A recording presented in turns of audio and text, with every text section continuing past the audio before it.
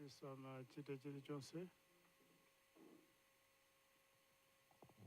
tikuthokozani Mulungu wathu kamba kachikondi chanu mwakhala nafe kufikira siku la lero mwalola aliyense payekha kufika malo ano. Tisanayambe china chilichonse tikupemphani Mulungu wathu kuti mukhale patsogolo pathu mwa ife tokha sitingathe. Tipempha nzeru zanu zikasogole zathu zikabwere pambuyo kuti mukukambirana kwathu tikakambirane zinthu za phindu zomanga dziko lino. Mutikomere mtima kuti mukayambe nafe pachina chilichonse komanso mkusiriza nafe mu dzina la Yesu. Amen.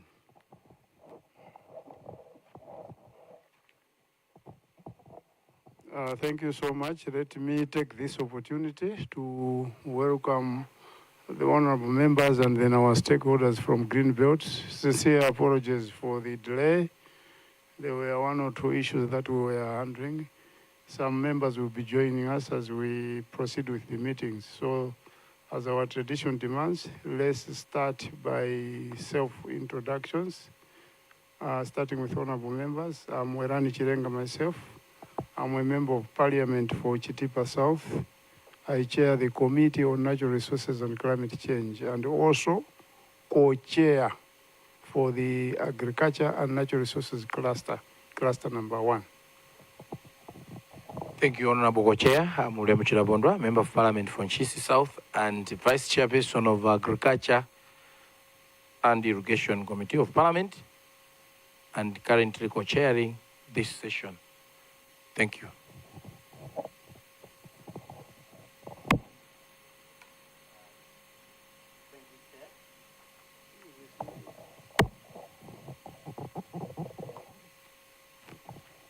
Good morning, co-chairs. My name is Mavuto Bokosi, and I represent the people of Palombe North. Thank you so much.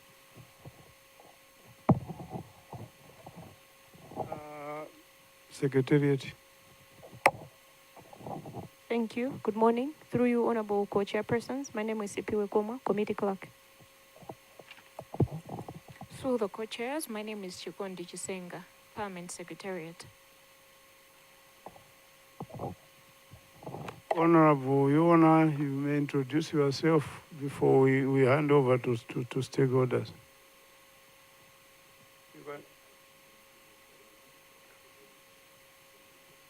No, it is for recording purposes.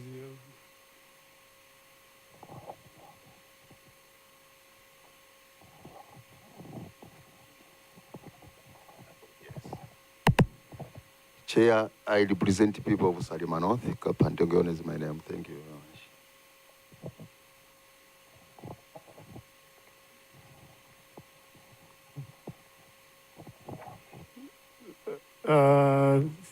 Thank you so much. Let's give an opportunity to Greenbelt to introduce yourselves through self-introductions.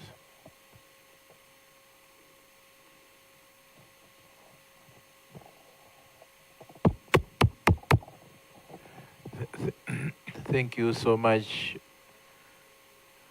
Honorable Co-Chairs and Honorable committee members.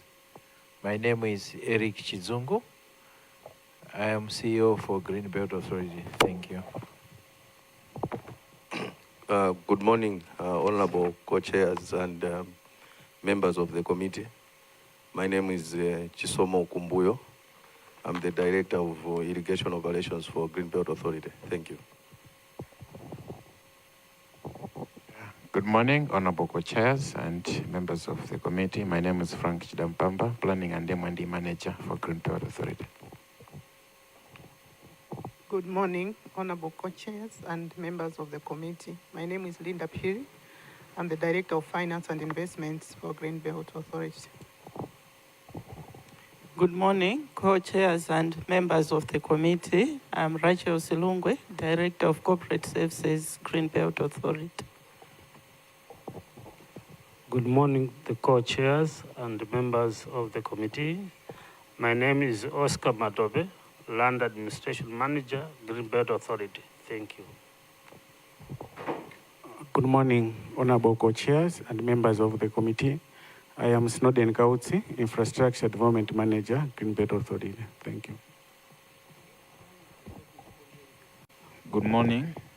I'm Joseph Nkuche from the Ministry of Finance, working in the Public Finance Management Division. I'm the Principal Public Finance Management Officer. Good morning, co-chairs and members of the committee. I'm John Pomelanzi from Ministry of Finance, EPND, PSIP. Thank you. Good morning, honorable co-chairs, honorable members. I'm Innocent Mataya Banda from PSIP. Thank you.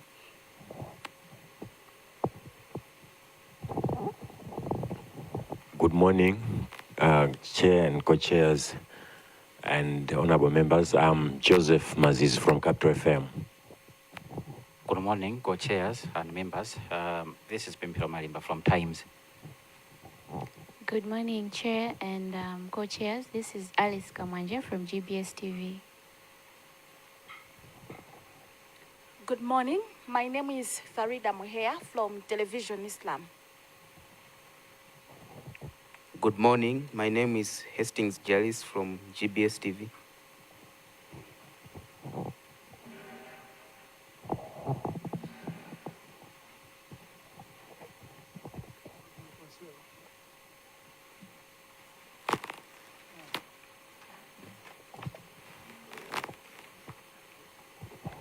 Good morning. My name is Annie Ganyangalazi, Parliament Secretariat.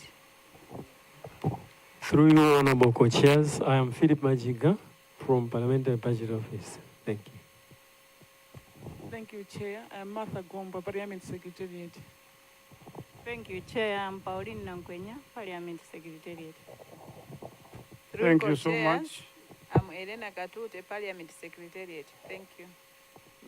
Thank you so much, our Secretariat, media, stakeholders from Greenbelt Authority, honorable members, for your self-introductions. Greenbelt, you are appearing before the cluster number 1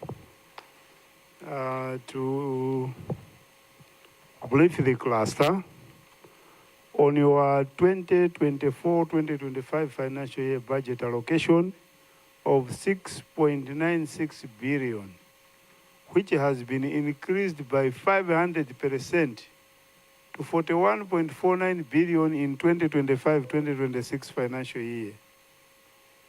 So you tell us what you did with 6.96 billion, challenges that you had, and what you intend to do with this 500% increase. Over to you, Greenbelt Authority.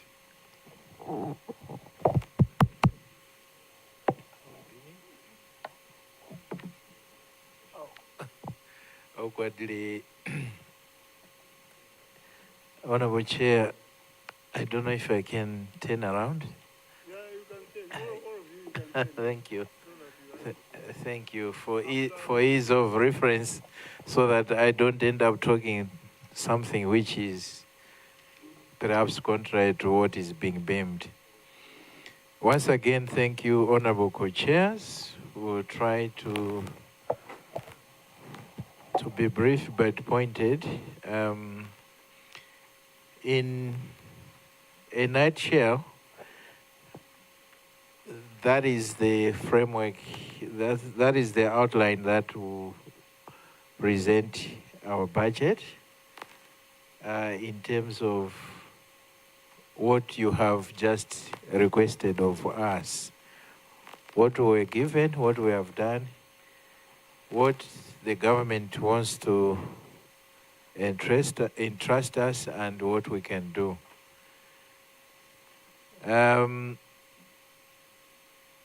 The mandate remains the same as you gave us in 2017 when you enacted the Act for Greenbelt Authority. And the vision, mission, and strategic focus areas remain the same as we have been presenting here. We just want to bring in preview or focus of where we stand regarding our targets in terms of our strategic arrangements is that through PSIP, we have 3 major development programs in terms of the Ntora Irora Rice Irrigation Project in Karonga. What is PSIP? You are talking to members of parliament. Thank you, Honorable Co-Chair. As the public sector investment program, which the executive through the Ministry of Finance and Economic Planning and Development encompasses all the development projects for funding. So it's public sector investment program. Thank you. Go ahead. Which is the focus of presentation today. At Ntola, as you might be aware, Honorable Co-Chairs, we are targeting 420 farmers once the whole 1,000 hectare area is developed. It is a project which is targeting production and eventual... excuse me, sir. What I said was that you should tell us what you used the funding for 2024 to 2025 financial year for. So zero in on what you did with that funding. All right. Yeah, so that we should know that from that money which you are given in 2024, 2025 financial year, what did you achieve out of that money? Before you go to tell us of what you plan to do. Okay. Yeah. For 24-25 budget, what was approved throughout the year through the first approval and environment, 7.2 billion was for Mega Farms program. 1 billion was provided for Ntola Irora project. 3.5 billion was provided for Nchalo project. And 894 million was provided for ORT, other recurrent transactions, also known as ORT. This totaled almost 13 billion kwacha. In last year, Greenbelt used the resources to complete rehabilitation of the water intake infrastructure, pumping equipment, conveyors pipeline, night storage dam, to render availability of irrigation water to half of Nkopola scheme, which is 400 hectares per growing season, meaning that in a year you can irrigate 800 hectares for that block. And once we complete this, it means it would render irrigation of 1,600 hectares per annum for production. And so far, in rendering 400 hectares irrigable, after the repair of rehabilitation of the intake, conveyors, and dam, we have also embarked on the first 50 hectares of the 400 hectares block for infield infrastructure, which is based on concrete aligned canals for sustainability. And so far, whilst repairing that, we have also made trials for maize production, which is being harvested to see how the scheme can function. And also, in regard to the development of the scheme, we provided support to the farmers of the scheme. Excuse me, sir. Do you have like amounts of money to say rehabilitation cost us so much? This project item cost us so much. So that by the end of the day, as a cluster, we should be able to add those amounts and come to the total amount of money that you were given in the financial year 2024 to 2025. Because if you are just telling us that you are rehabilitated, you did what, well and good, but how much did it cost you? We are mostly interested in the figures to say this activity took so much money. This activity took so much money.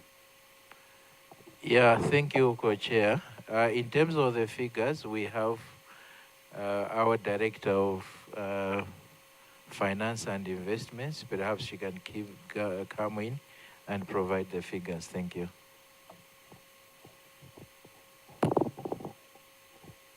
Thank you. Thank you, Honorable Co-Chair and members of the committee. So for rehabilitation of Nkobola mega farm, out of the 7.2 billion, about 4 billion was spent for Nkobola mega farms, and 3 billion at Rwea, because that's part of mega farms, and 1.2 billion was for agriculture production in both Salima, Chikwa mega farm, as well as no. That information needs to be documented. That is the most important information that the cluster would be looking for, and that's the information that the Secretariat would be capturing. Because this document which you have given us is very important. So if that information is not in this document, then something is missing in the document itself. What my boss here is presenting and what you are presenting, it should be documented in the document, and it should have also been highlighted on your presentation. So how do we proceed without information that is in the document? You can tell us we just come out of here, we forget it, and we write it down on a piece of paper, it gets lost. So we need it to be documented here. If you want time, we can give you time to document it so that you give us exactly what we want. Similarly, even in your planned activities, you should also document them to say, this activity will use so much, so that it tallies with the 41 billion kwacha. The 6 billion give us exact figures and the activities, not just the activities without figures. Honorable members, let's hope I'm in the right direction.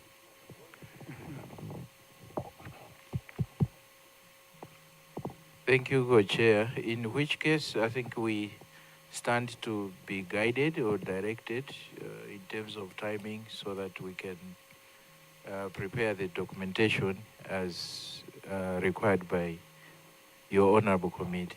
Thank you. Yeah, because we don't have much time. We have other stakeholders. We can allow you to do it, but you will do it, we will give you time today, within today. Yeah. And for the media, we are not sending them back to say the committee has sent the green belt back. No. We are just telling them to do the needful, because we need to follow nicely on what they are presenting to us. Yeah, so we are not turning them back. We are simply requesting them to rectify their presentation. And the Secretariat will give them time to reappear this afternoon.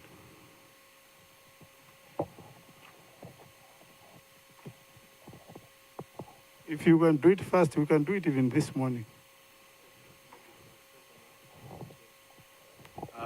Honorable members, Co-Chair, CEO and your team, just to backtrace on what my Co-Chair has said, when we actually are bargaining for these things, you need to have a background of what the previous amount was used for in a breakdown form.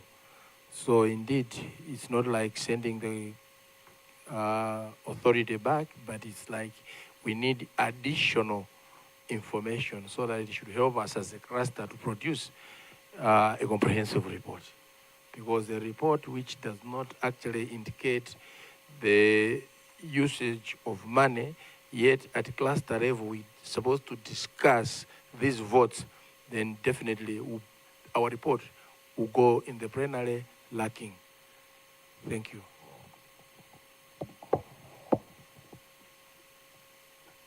So our secretariat, you can arrange with them. If you feel you can finish within this morning, we'll accommodate you.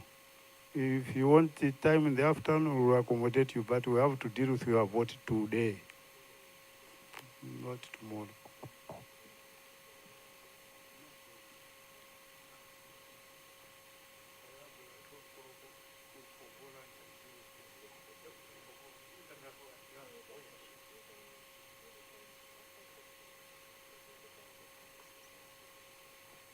Yeah, if you can be fast, we have another stakeholder at 11 o'clock.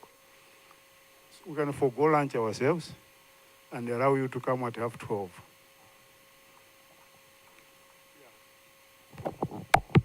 That's in order, Your Honorable.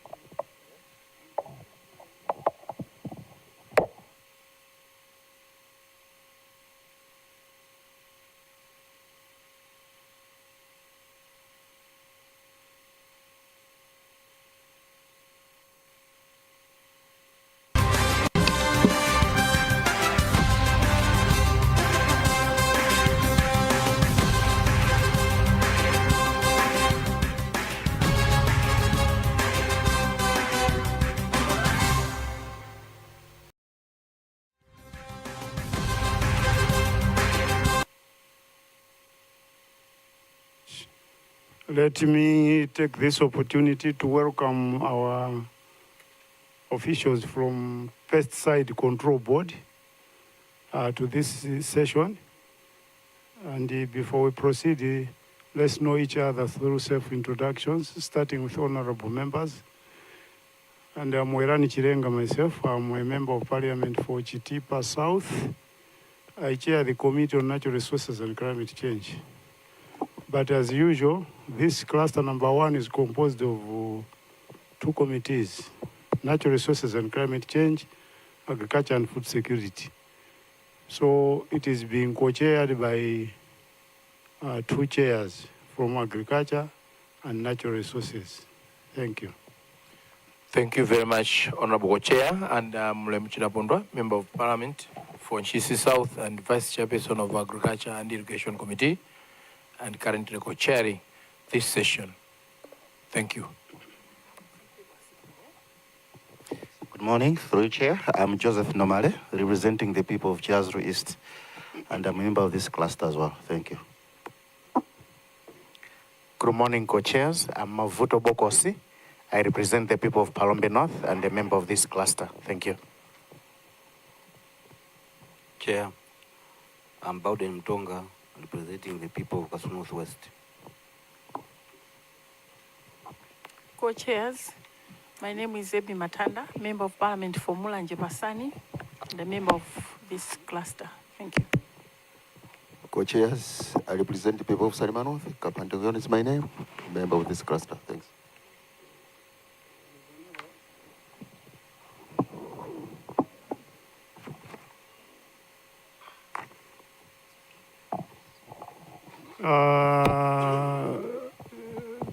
Pesticide Control Board, you can also introduce yourselves. Thank you very much, honorable co-chairs and the entire members of the cluster committee. My name is Rodrick Ndawala, Acting Registrar of Pesticides Control Board. Good morning. I am Caroline Teka, Board of Trustees for Pesticides Control Board, representing MEPA, Malawi Environment Protection Authority. Honorable co-chairs and the other members, I'm Young Chagana. Use your mic. It's not. Honorable co-chairs. It's not okay. Maybe something wrong. Yes, Honorable co-chairs, I am Young Chagana from the Pesticides Control Board. You should speak like this. Well, you can still not hear. use it like this. Yes, I've got a bad cough anyway. Honorable co-chairs and your team, I am Young Chagana from the Pesticides Control Board. Thank you. I'm the principal pesticides analyst. Good morning, co-chairs and members. I'm Rex Mabungwa from Pesticides Control Board, principal accountant. Good morning, co-chairs. I'm Neri Manyongo, Principal Human Resource Management Officer, Pesticides Control Board. Good morning. I'm Joseph Nkuche from the Ministry of Finance and Economic Affairs, Principal Public Finance Management Officer from PFMS Division. Good morning. I'm John Pomilanzi from Ministry of Finance, from Public Sector Investment Program. I'm an economist. Thank you. Good morning, honorable co-chairs, honorable members. I'm Innocent Matayabanda from Public Sector Investment Program, SIP.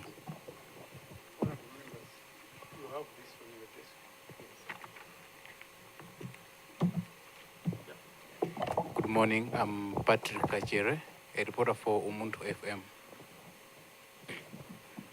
Good morning, I'm Hastings Jalis from GBS TV. Good morning. My name is Farida Muhea from Television Islam.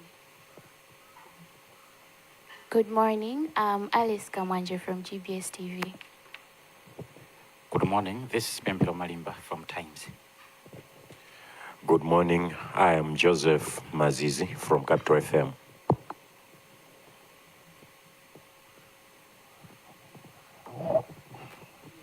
Through co-chairs, I am Philip Majiga from Budget Office. Through you, Honorable Chair, I'm Annie Ganyangalazi, Parliament Secretariat. Thank you, Chair. I'm Martha Gomba, Parliament Secretariat. Thank you, Chair. I'm Enoch Jumbe, technician. Thank you, Chair. I'm Pauline Nankwenya, Parliament Secretariat. Good morning, co-chairs. My name is Chikondi Chisenga, Parliament Secretariat. Thank you so much. Let's proceed now that we have known each other. We go straight into business. Pesticide Control Board, you are appearing before cluster number 1 to brief us on your allocation of 463.2 million kwacha in 2025-2026 financial year from the previous one of 2024-2025 financial year of 203.2 million kwacha, which represents an increase of 128%. So last year you were at 203, this year you are at 463. So you tell us what you did with 203. Let's hope you know you have the figures for each activity. Then you tell the cluster what you intend to do with 463 that you have been allocated this year. However, as a cluster, I repeat what we said last year, that we are not impressed with some of your activities. If you are a pest control body, I think pests are not being controlled in this country to the satisfaction of most of us. I'll just give you a very good example. I'm not a farmer. I was zero in on bed bugs, sickies. Previously, before your existence, they were not there. If they were there, then they were manageable. But when you came in, they also came in, and you are failing to control them. If you go to secondary schools now, secondary schools, primary schools, a lot of institutions, clinic, talk of what? Lodges, rest houses. People are failing to manage them.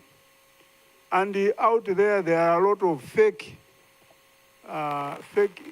people who pretend to be the ones who can do something on these things. People pay a lot of money, but nothing's happening. So please tell us what you did, but definitely we are not impressed ourselves. If myself I was single-handedly a minister of finance, or if I were, the committee was me, definitely I would not give you any money. Me. But it's not me, I'm just guiding the meeting here as the co-chair with my colleague. So tell us what you did with the 208, and then you go to the current one. Thank you so much. Thank you very much, honorable co-chairs. Let me actually single out that thank you very much for your observation. It has been taken note.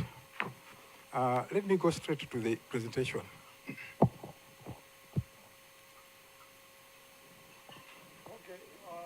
You can turn and face don't stretch your necks. Yeah, I'll go straight to the activities. Yes, in 2024 and 2025 budget, the board was allocated about 782 million. That's in total. 580 million was generated, while 202 was from government subvention. So this amount of money was used in this manner. 400 million and 7,800 kwacha was used for the purpose of pesticides, registration of pesticides, as well as licensing various entities. On pesticide registration, we registered 117 new pesticides, surpassing the target of 30 pesticides. On issuance of import permits, we issued a total of 719 import permits against the 415, which was our target. On issuance of sales and storage licenses, we managed to issue a total of 2,154 sales and storage licenses to different agro-dealers across the country, against 1,710. That was our target. Coming to the issue of issuance of commercial operator license, these are the people who are supposed to be hired to do bid control. Pesticides Control Board per se, its mandate is actually to regulate pesticides. But when it comes to issues of pest control, these are the people. We are supposed to train people to do the work. So maybe the challenge is that when we have trained them, they are not able to do the work according to what we actually, maybe the knowledge you impacted on them. That's the challenge.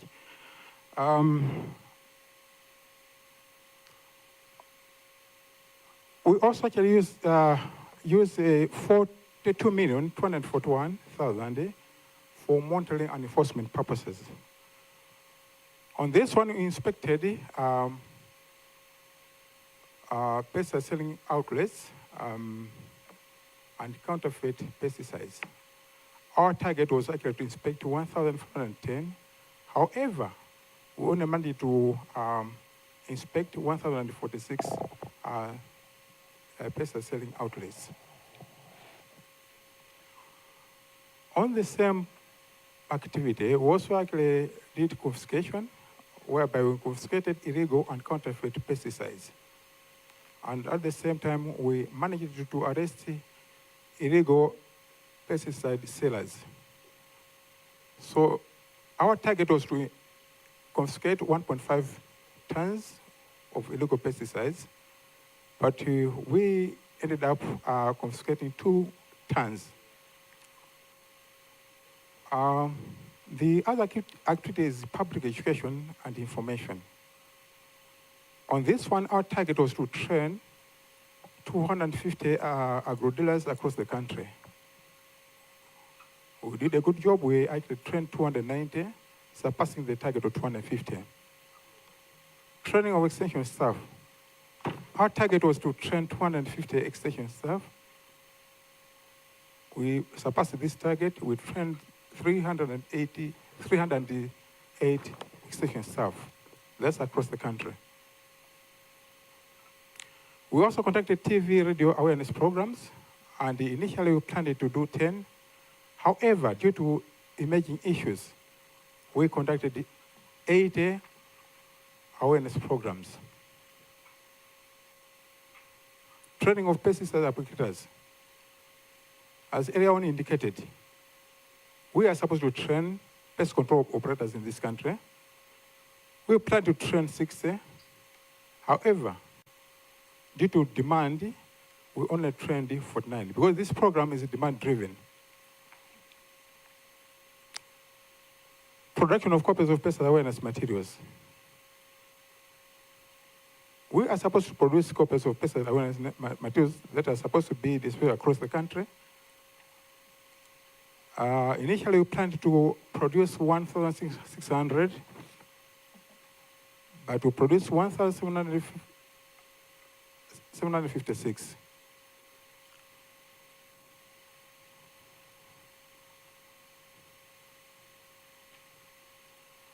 So, in summary, what are our major achievements during 2024-2025 financial year? The board registered 117 new pesticides to help the country address emerging pests and disease-affecting crops, thereby preventing losses. The board confiscated 2 tons of illegal and counterfeit pesticides and arrested 86 illegal pesticide sellers. A total of 80 awareness programs were broadcasted on TVs and radio stations aimed at raising awareness on pesticides-related issues. The board trained 308 extension staff on safe handling and use of pesticides. And lastly, the board produced 2 policies, that's training and development, and HIV/AIDS workplace policies.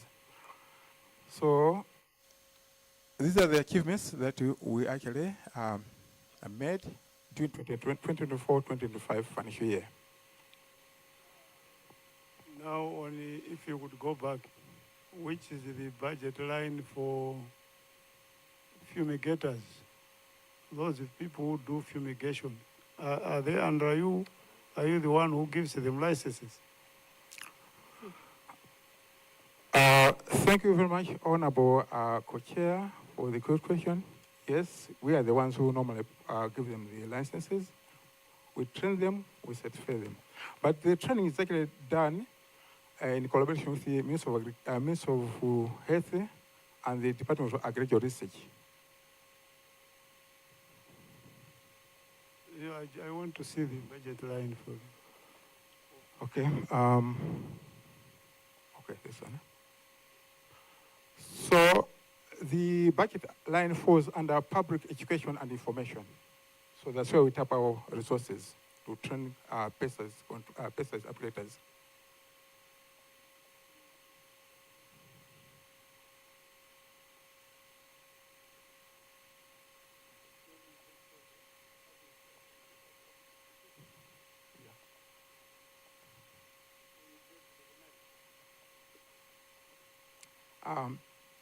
Yes, co-chair. You can proceed. Yes, please.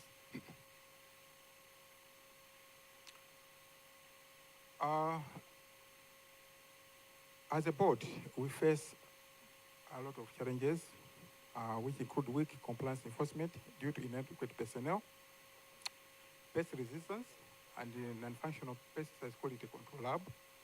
On pest resistance, let me actually single out the one that the co-chairs actually complained, the bedbug. The bedbug is not only a national problem, it's a worldwide problem. You may also hear something from, let's say, France. In France, they also have the same problem, even in America, even in UK. So it's a national problem. No, don't hide under national problem. The ones that were in France and the USA, they were eliminated immediately. They are no longer there. Go to France now, you will not see bedbugs. Here, they are here to stay. So proceed, sir. Thank you very much, Co-Chair. Okay, so the board needs more resources to carry out enforcement activities, which is one of its major core functions. It also needs a functional laboratory to undertake periodic quality checks on pesticides circulating in the country. Lastly, the board needs more resources to carry out public awareness programs on pesticide issues countrywide to reduce risks to human health and the environment. Now let us look at the 2025-2026 financial budget. So the overall estimated budget for the 2025-2026 is 1.3 billion, with 900 million from own generated resource and 400 million from government subvention. This amount of money is actually targeted to cover the following activities: pesticide regulatory services, with a total allocation of 458 million. Management and administration with a total allocation of 321 million. And personal monuments with a total of 315 million. And the last three overheads and procurement of capital items, 290 million. Minus 3. You have got 1, 2, 3, 4 items there. 3 is self-explanatory. Everyone understands that one. You have no details for 1, you have no details for 2, you have no details for 4. We need the details. Pesticide regulatory services with a total of 458 million. What are those regulatory services that will cost you all that money? And then when you come to number 2, you say management and administration with a total allocation of 321 million. What management and administration? What are you going to do in management and administration that will cost you all that money? Then you say overheads and procurement of capital items. Which items? You are talking to a cluster that is going to defend your vote through a report that will be presented to Parliament. If we don't give that information, what will our colleagues think about us? They will say that we were not serious with the scrutinizing of the votes.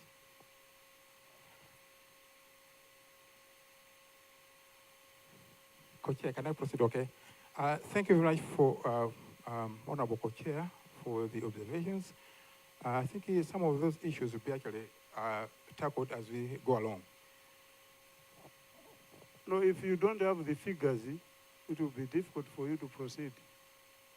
This is how Greenbelt also failed to continue their presentation. We need detailed information on which you are on. If you have got a budget line, tell us what activities and the amount of money that will be tallied to that activity. Don't just tell us that administration, 300 something. How many people what activities are you doing in administration to warrant you 300 million? Okay. Thank you very much, Co-Chair. Can I proceed? Yeah, okay.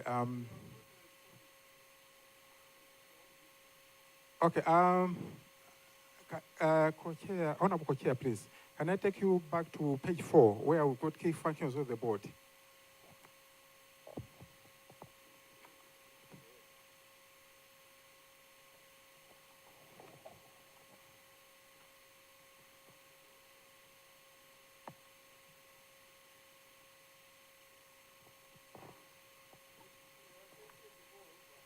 Yeah, it's key functions of the board, page 4, 5, 6.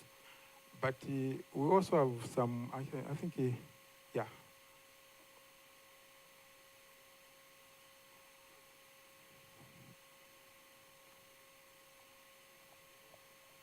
Go back to that page which I queried myself.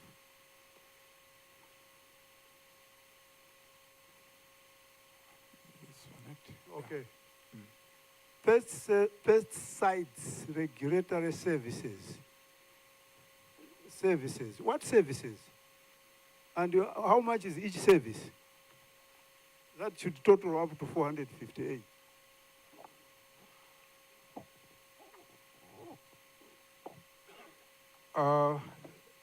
Thank you very much, Chair. The services, I will start with the one, that's registration and licensing. There's an allocation for that.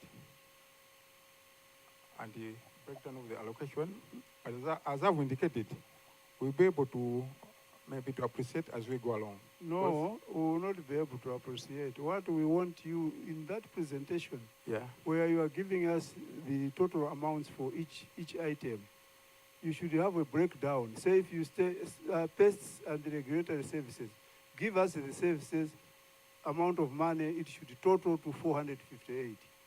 You go to the next one.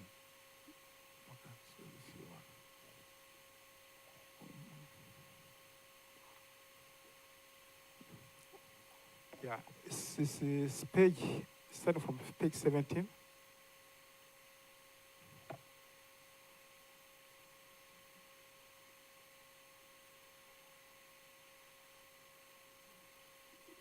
Yeah, so I think some of core activities to be implemented and the resources required during 2025-2026 financial year. So the first one is registration and licensing. It's aimed at the increased access to low-risk, efficient, and efficacious pesticides.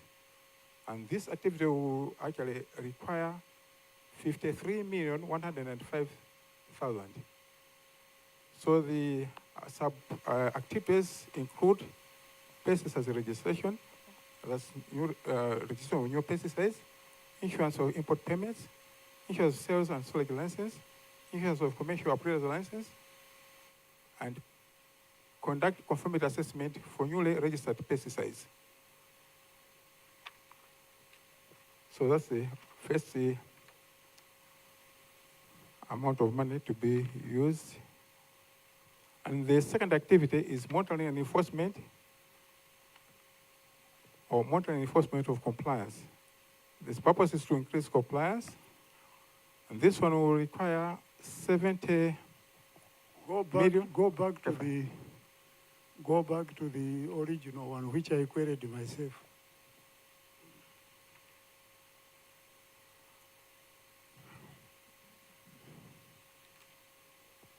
Pesticide regulatory services, with a total of 458 million. Then you take us to which activities you are talking about. Maybe I was lost myself. I may not have followed you properly.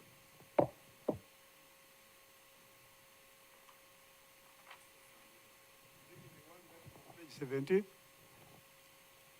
Yes, please, Honorable Co-Chair.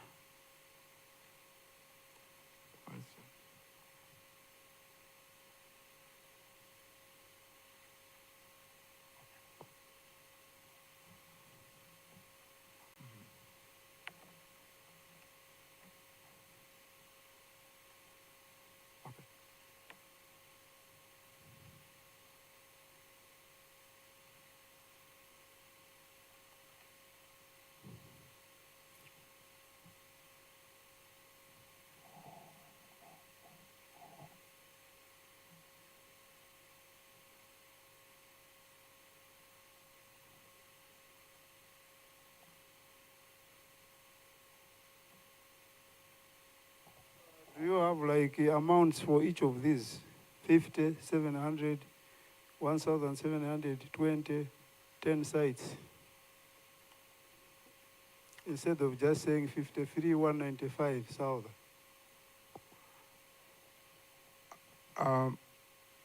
Thank you very much, Co-Chair. That's a very good question. These are in the detailed budget. So what we've done here is we've actually summarized. Chair, let me maybe make it clear to them. We are looking at your presentation, and I'll take you to page 12, where you say out of 1.3 billion, 458 million has been allocated towards pesticide regulatory services, which include registration and licensing. Now, there's monitoring, there's enforcement, public education, and quality control. The questions are coming in. We are now going back to this year.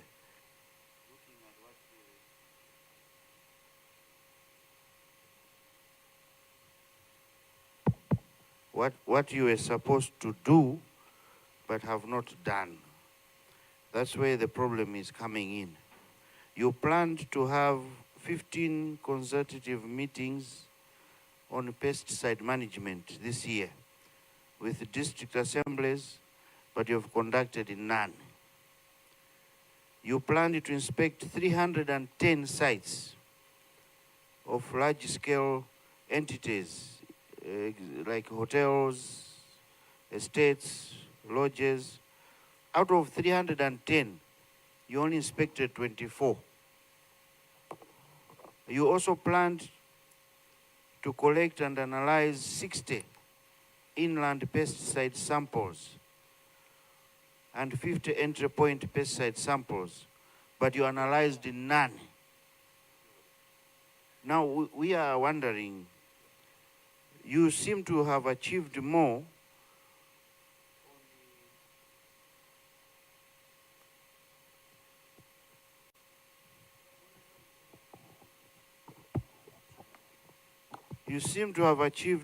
impressive performance on management and administrative targets.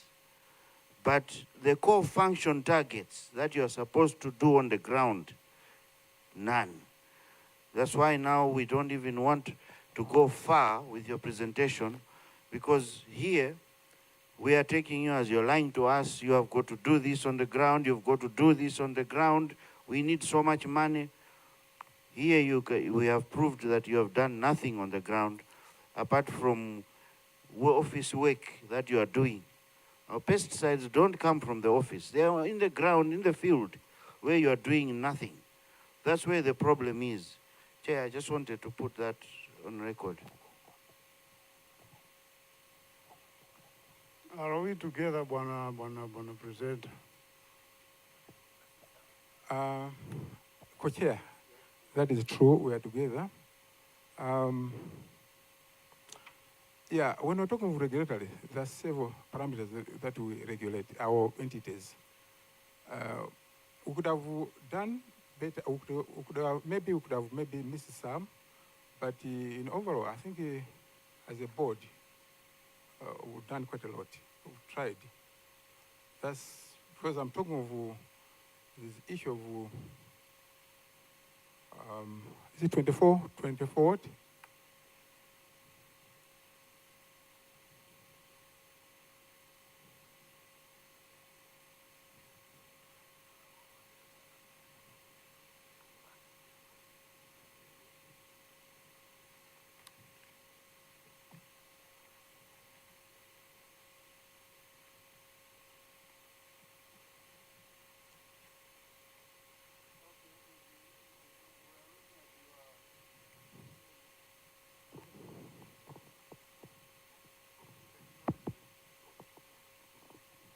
Here at Parliament, we are also given the analysis which we should use to look at your budget And that's why we always have Ministry of Finance with us. So that they also analyze us how we are looking at these budgets. If you are just smiling at you, they will go and report to Capital Hill to say, members of parliament, there's nothing which they are doing. They were just looking at them, smiling at them. But we are not here to quiz you or to give you problems. But we are here to tell you facts. As my co-chair has said, I wanted to say it at the end, but my chair has said it now. It's like you want money just for administrative work. More staff should be employed, because if you look at the end there, you are planning to employ some more staff, and you have already complained that you don't have enough staff. But on the ground, I even complained of bed bugs, simple things like bed bugs, and you are defensive. You are saying, no, in France, they are there.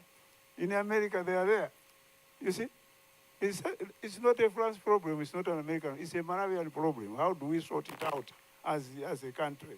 That's why you are there as pesticide control board. So, Bwana, we are not impressed. We are not happy. We are not convinced. And last time we wrote that you should not exist. I think it is in one of our reports, if I'm not mistaken. Chair, if I'm not mistaken, we wrote, was it these ones, we said they should not exist in one of the reports. Yeah. Now, if we write it for the second time, it will be on record. One day someone will pick it up and say, no, these people, this time they said they should not exist.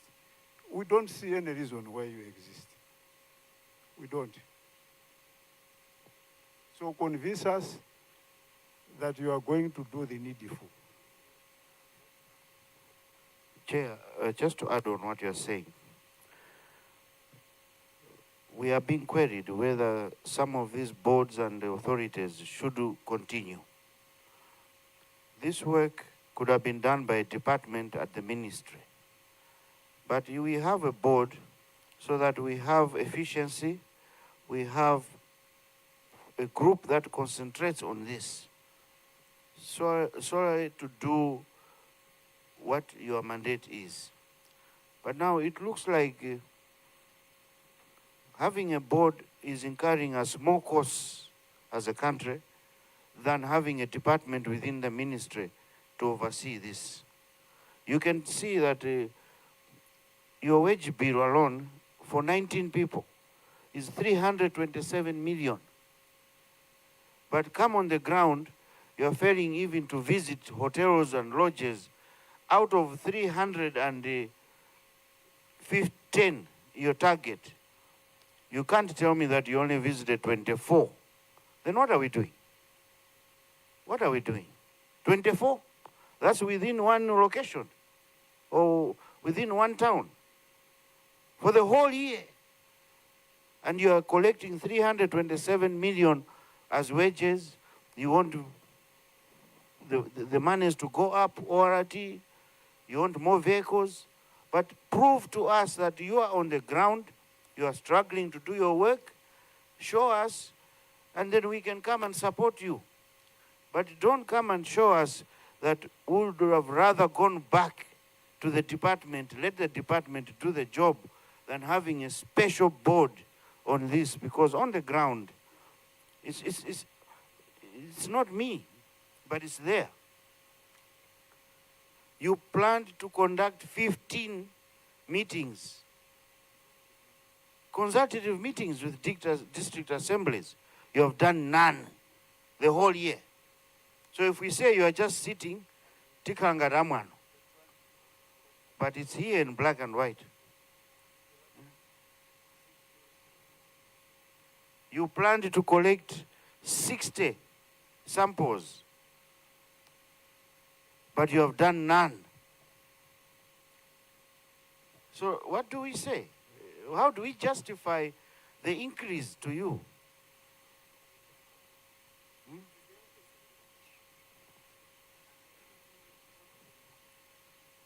I don't know where their offices are, but definitely we are not politicking here. Nothing to do with politics. When it comes to issues of national interest, as members of parliament, we join hands to make sure that we do things that are going to help the country. Pesticide Control Board, in our last year's report, is on record. We said you should not exist.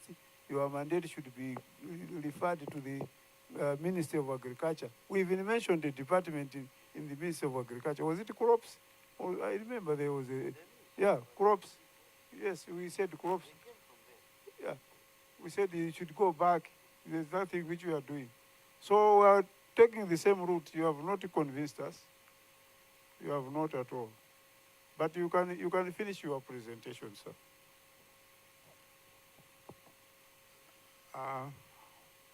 Okay.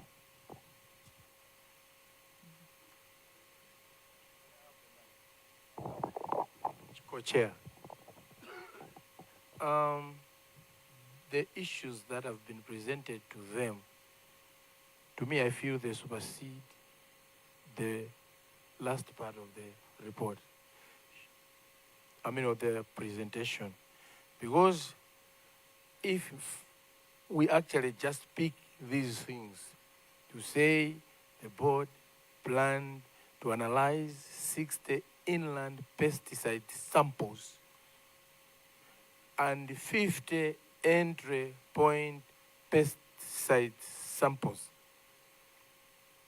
but they analyzed nothing.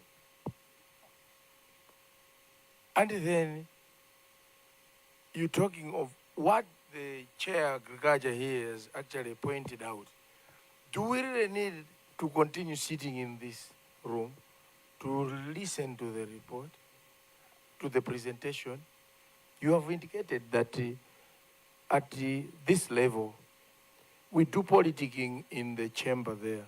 But when it comes to a cluster, a committee like this one, which has been entrusted with the responsibility by the whole House to analyze votes, and then as a committee, whether you belong to any party, you pick and say this is correct, then I feel as a country we are not moving forward.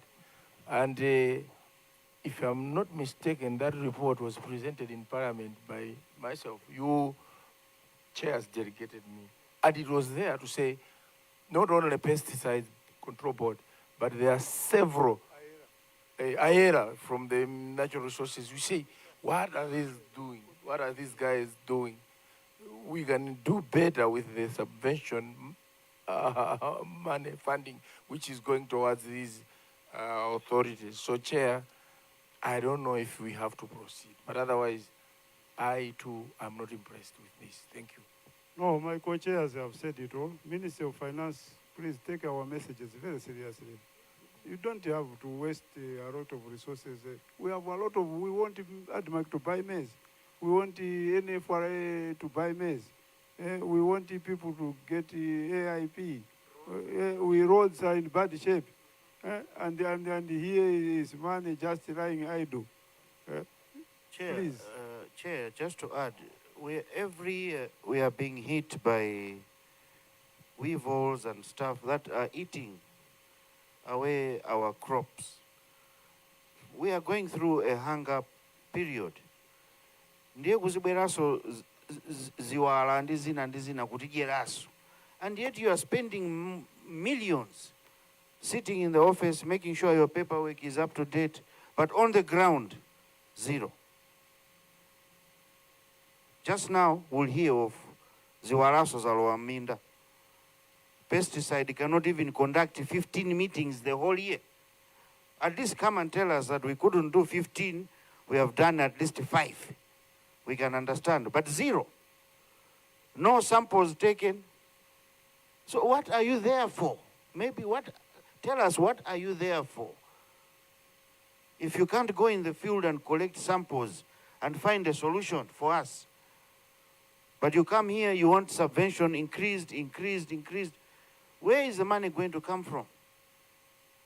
Would rather have this as a department at the ministry, where the minister is responsible. We know how to push, we can go there. But through this, you're not you're the only ones. There's Cotton Council, there's Cannabis.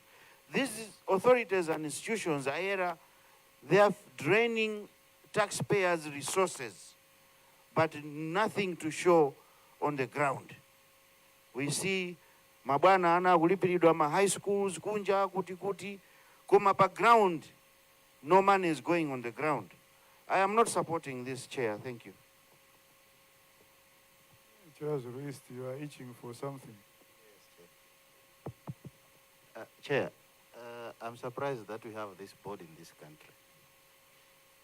If you go to Karonga, I was in Karonga 2 weeks ago, there is a small animal that it's maze like hell. I think capuchi. The capuchi thing. If I went to Chirazo, my mom's place, it's there. I have a small garden in Neno, it's there.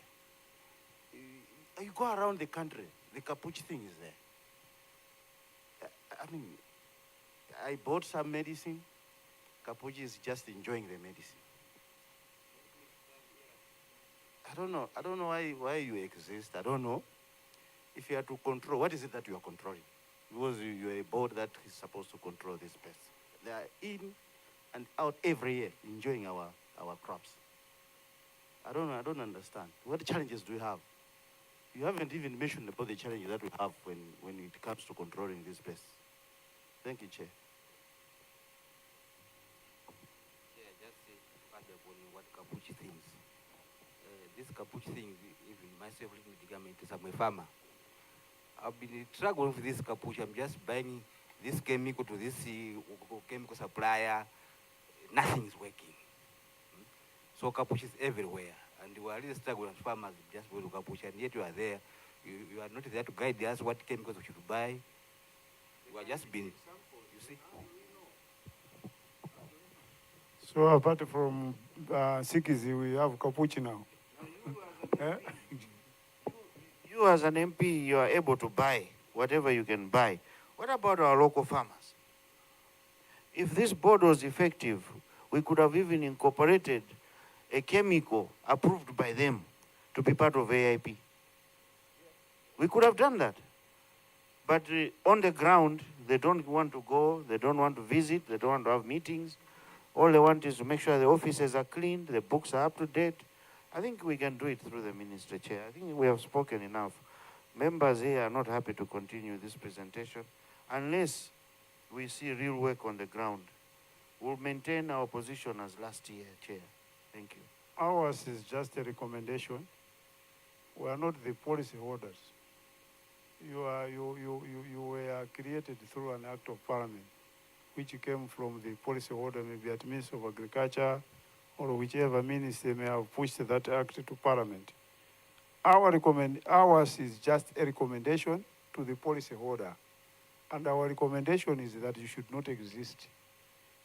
The Ministry of Agriculture should take over, because previously you were under Ministry of Agriculture and things were going on very well. In your presentation, you are not even showing that you are interacting with agriculture officials to tell them of what you have done, so that the extension workers go around to control the capuchi issues. Ministry of Health, how you are interacting with them, schools and what have you, to control the sickies and what have you. And here you are defending, you say, they are in France, they are in America. No. So I think in the interest of time, would release you to go back. We will recommend. Our recommendation is not final. The final decision is with the policy holders. Ours, the Ministry of Finance, Ministry of Agriculture, they are the final decision makers. But us as Parliament, we will have done our job to say these ones, don't keep them. Don't even allow them to exist.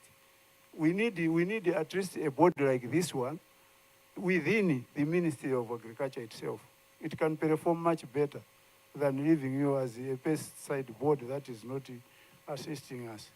So enough is enough. I think, honorable members, if someone has something to say before my co-chair also gives his final remarks, it's your time. If you have nothing to say, then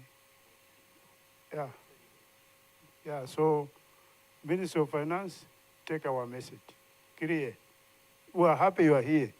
we're not here to entertain mediocre here. We're in serious business. So thank you so much. One representative of Pesticide Control Board,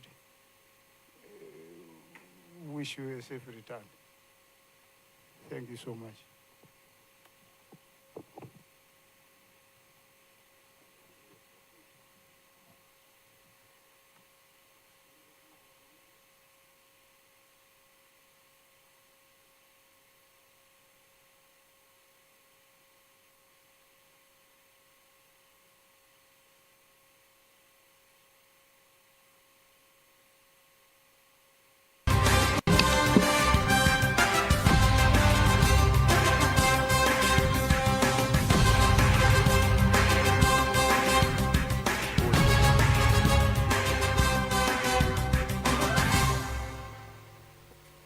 Old infrastructure. In this case,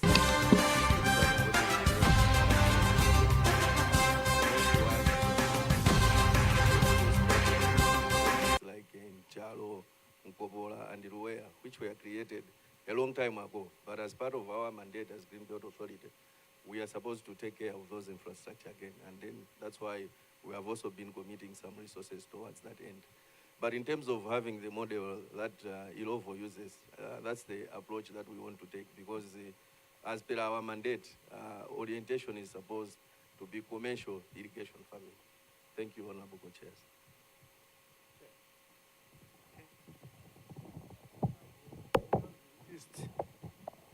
Your question has been responded to. They say they are procuring land from Salima, about 2,000 hectares of land. So they will commence a project exactly like the ones you were talking about of Irovo. That's the responsibility. Chair, I think he is very right, but you know, the Chilazo's concern was why they can't concentrate on one. If it is in Shalo, it's Shalo. If it's in Holairo, what is that? Karonga. Holairo. If you want to concentrate to rehabilitate in Holairo, concentrate on the one and finish it. And next year you go to another one, rather than starting this in Holairo, you go to Tuncharo, you go somewhere. 3 projects in the same budget. I think that's why we find ourselves in this awkward position that nothing is moving.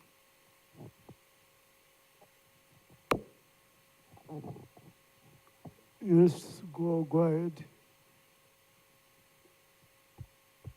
Can I respond? I thank you, Honorable Co-Chairs and Honorable members. As if you remember, I said earlier on that we are in implementing agency. If the Parliament, indeed through your committee, orders us to do so, and I think this morning economic planning was here, or they're here. Yeah, if the economic planning and the Parliament orders us to do so, we have no problem. Our job is to implement. If a decision is made to do only one scheme for this year and reconfigure everything to that scheme, we absolutely have no problem. We stand to be guided. Thank you, Honorable Chair. Chair, I wanted to say that that response is not what we expected.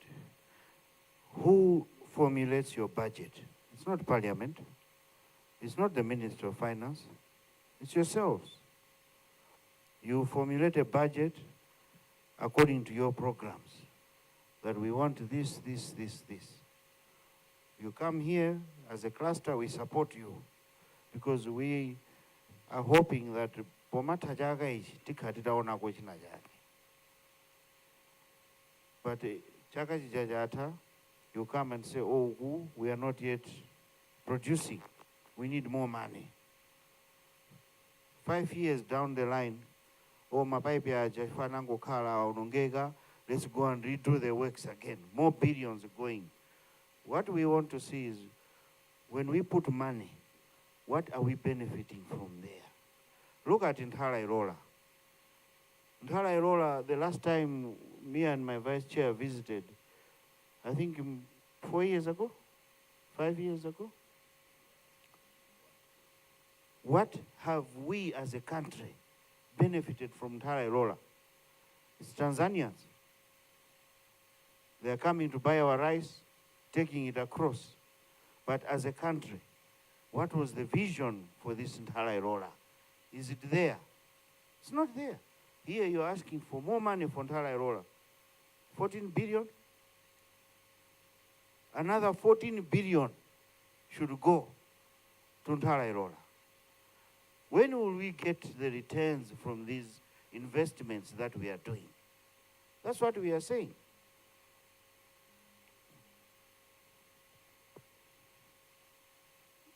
Even just to say 14 billion for one project, anyway, because the members have said we may not be needing small details.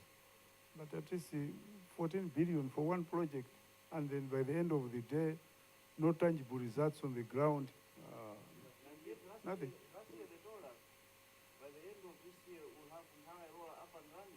And how much maize can we buy from 14 billion? Buy a lot of money. Farmers would smile in all over the country that ADMAC is buying maize from them. No, we won't buying and selling. we're failing to go into production. We're totally failing. The way the green has actually prompted me to ask another question. The green belt, I understand the originators of this snare were trying to tell us that this place will be throughout productive by irrigation. If you go to all the places that you are talking about, you find they are completely dry places. They are waiting for rain. So the concept of the green belt is automatically defeated. Do we have to take you to Ilovo so that they teach you how they would manage? If you ask Ilovo now to say, can you go and plant 500 hectares of maize? In the next 3 months, 4 months, they will give us the maize. Why are you failing? Or if we would just hire experts, they should run that thing. You work under them, the Ilovo takes over, and then you work under Ilovo to manage it. Maybe it would work. Otherwise, as Malawians, I think maybe someone has bewitched us big time. Day before yesterday, somewhere, Thursday or Friday, when we had Mega Farms unit, I asked a question. How many of us have gone by road to Harare? As soon as you pass Nyamabanda, you see on your right, you can drive for 5 kilometers. It's just Kajewere Kaika. Green. You look on your left, maize. All the way up to Harare. That's what we call mega farm. Why can't we do the same? Bwana Chizungu, if you had concentrated on 1 or 2, you would have left a legacy. Trust me. We go to Mangochi, we drive for 5 kilometers there, we see pipes, irrigation, maize. Would have said, hey, mega farms ijaya, enyamuka. But we can't be going, even now we live for Ntalairola. You find Chipiri Giti Chokachoka. We are putting billions. You go to Mangochi, we are busy taking out pipes, redoing that. Contractors are making money. Yet we, the taxpayers, cannot see any fruit coming from there. When are we going to start benefiting from these? You want to take 5 billion, put 1 billion in Mangochi, 1 billion in Charo, 1 billion in Ntalairola. End of the day, that money is not even enough to kickstart one. Why not take that 5 billion, put on 2,000 acres? After 6 months, come and tell us that, come and see. Muzienda shoulders high. That's what we are saying. Are you happy that 16 years down the line, the president should be visiting private farms? That was my question. Whether you took him or the minister took him, it doesn't matter. But it would have been nice to hear that he's going to visit a green belt mega farm. It would have been nice. Yes, go ahead, go ahead. Co-chairs, I want to find out from Bwana there, be open with us. Maybe us as politicians, there are many to organize ntchito. Are we meddling into your operations a lot? Because maybe we are the problems as politicians. Are we coming in and dictating you what to do? As a result, you are doing a papangono. So maybe tell us that you are not an autonomy. You cannot do your work professionally because as politicians, maybe we're coming in to confuse you a lot. Thank you, Chair. I think, sir, you can respond, then you should continue with the presentation. You should finish, then we should come up with a final decision. Because from what you are presenting, there's a shift from your very old presentations. The good thing with Parliament is that it's a house of records. If I go back to your very earlier presentations, sometimes some 2, 3, 5 years ago, you were telling us this amount is for school fees for our children, this amount is for paying the guard. It's there on record.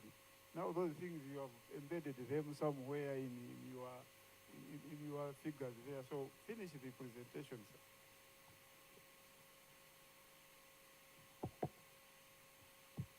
Thank you, co-chairs and honorable members. Allow me, with your permission, to proceed to the plans for 25-26.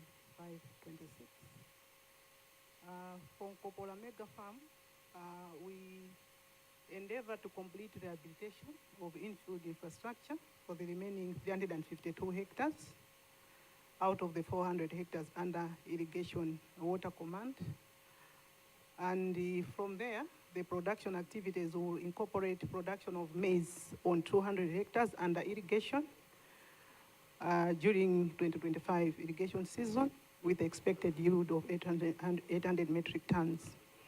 And will also, under rain-fed, produce maize on 400 hectares with expected yield of 1,200 metric tons. For Roya in Katabe, we will rehabilitate infield irrigation infrastructure on 400 hectares that remains out of the 500 hectares commanded by the first water intake. We will produce rice under irrigation on 100 hectares with expected yield of 250 metric tons. We will produce rice under rain-fed on 400 hectares, expected yield of 800 metric tons. And we'll also rehabilitate the second water intake that commands irrigation to 200 hectares, plus the infield works at Roya Mega Farm. And for Nchalo, we expect to upgrade the water intake, pumping equipment, conveyance system on 250 hectares. We'll proceed to conduct feasibility studies on 572 hectares Mwananjov site. And we'll produce 150 hectares with expected yield of 600 metric tons. For Ndola, the expectation is the completion of the pump house, installation of pumps, construction of 3-night storage reservoirs, conveyors pipelines, infield works, as well as access roads and the WUA office. Complete construction of the fence at the factory. As you are aware that the factory was commissioned already, so we remain with a support infrastructure so that we can have it certified by Malawi Bureau of Standards and we can start in earnest processing rice for sale to the market. So construct 2 warehouses, a drying platform and ablution block at the factory.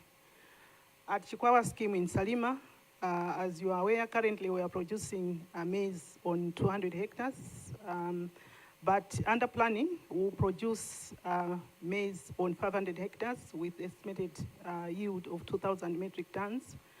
We also plan to reallocate 1,000 project-affected persons, allocate 300 commercial plots at the Chikwawa scheme.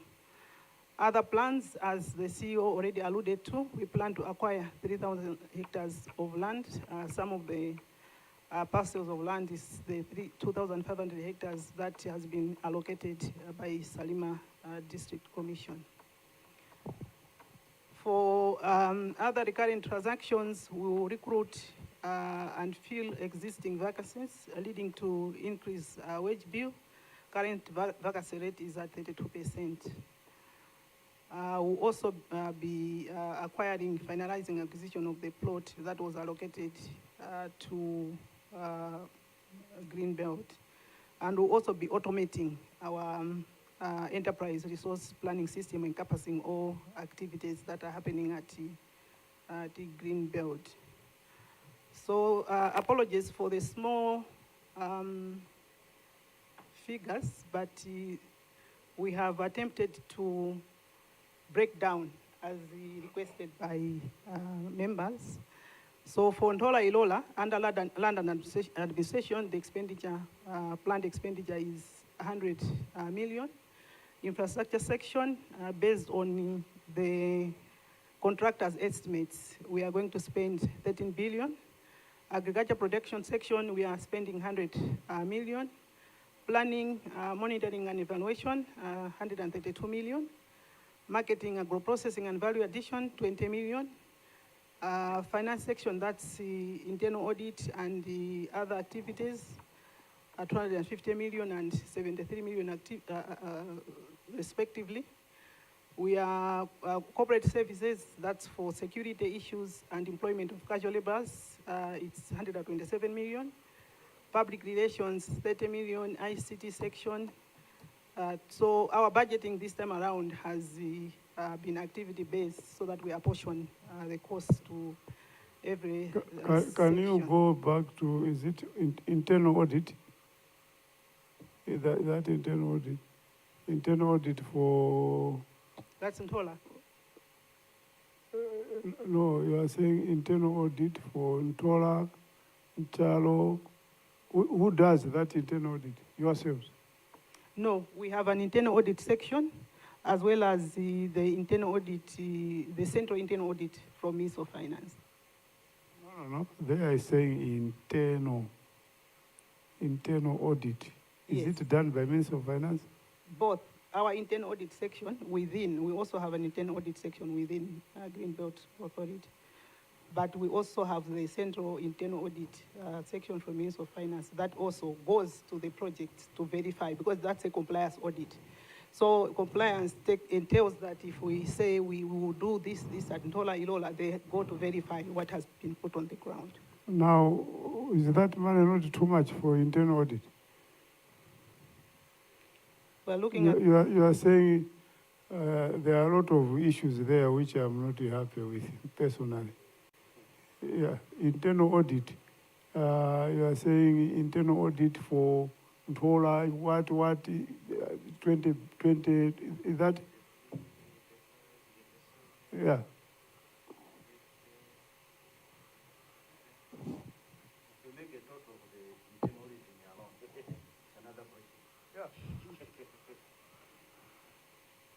And yet, why don't you put oversight by Parliament, oversight function, when you are planning for that, so that the Committee on Agriculture can come and visit you and see if those things really do exist? Actually, as already mentioned from the progress that we are submitting, the budgets for the sections. So when we are taking the parliamentary committee to the projects, we cannot have a budget line for parliamentary supervision. So allocate to sections. Planning is part of audit, and even the external auditors are also part of the internal audit, that internal audit budget, because we cannot have a special line for external audit. Chair, you just said something very crucial. We ask too many questions because we don't know what is on the ground.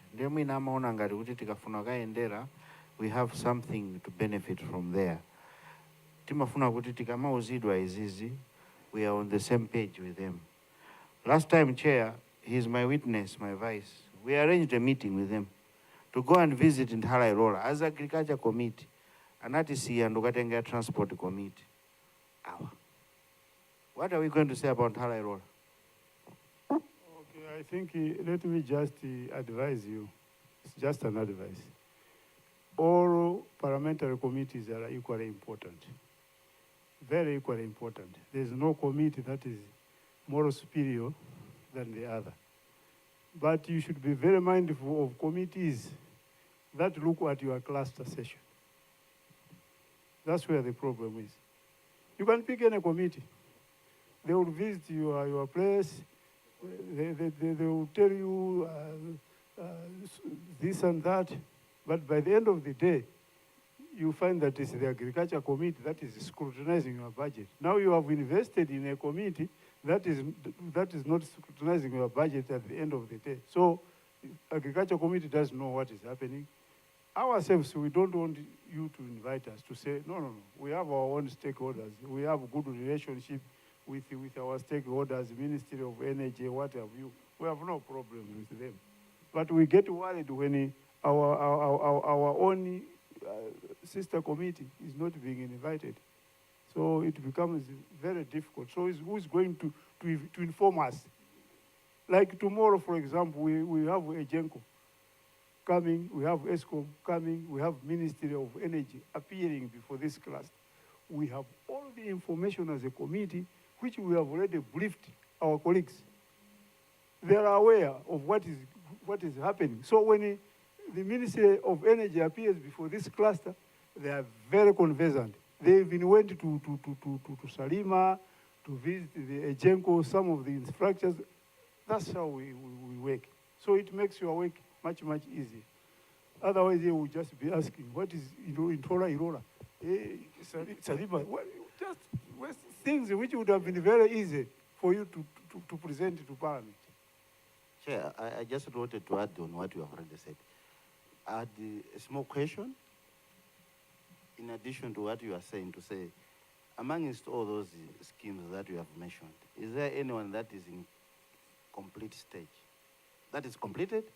That if anybody wants to drive there today, on his own, not on your pocket, but on his own, he's going to find an operational scheme, fully operational. Which scheme amongst those ones? That is the fully operational. That's what I wanted to ask. Just to add, show us a project where we can go and see, not with your resources. As the chair has rightly said, we'll use our own resources. We just want to prove to Malawians that we are doing oversight function. We should go there, see, and support you. Just take us to one project. We don't need you to pay us allowances. Don't waste time with that. Don't want to be mistaken as committees, you just want allowances. No, we'll use our own resources. The fuel that the government gives us, we'll put in our vehicles and drive and see. Thank you, Honorable Co-Chairs and Honorable Committee. I think this week, if you are free as such, you can go to Salima, just nearby, for the maize that is being grown on 200 hectares towards the food security efforts. Regarding, I think, political pressures, I think I wanted to assure that so far, in as far as I remember as a CEO, I haven't had those pressures. If anything, we are given ceilings by EP&D, but as guided, we'll seriously consider to prioritize projects, as it were. I would also be interested to see the funding model for Ilovo, because efforts have been made to have government perhaps guarantee commercial access to funding, which has been a problem. As I repeat, irrigation is much infrastructure based, and infrastructure is not something that you start and stop. That is why we are grappling with these problems. I feel the passion, the pain that is being expressed by the honorable members. I share with you. And for lack of a better word, we even as technocrats, you get that sense of helpless feeling. If it was money from my pocket, we would have done this.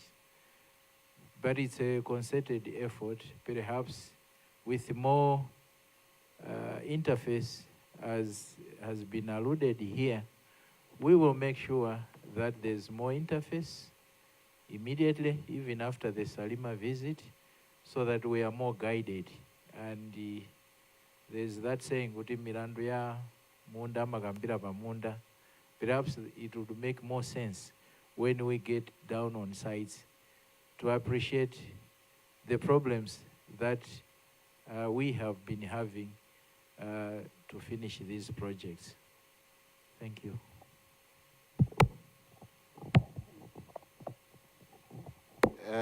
Listening to this CEO's remarks, indeed, the Minister of Finance, these technical issues are always underrated when it comes to funding. These type of projects, they're the projects that requires continuity.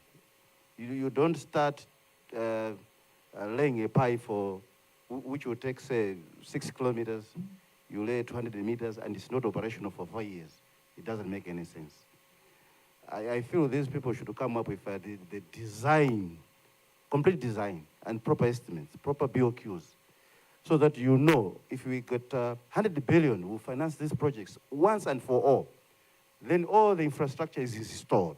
That's the time that will come up and say, we have launched this project, it has taken off.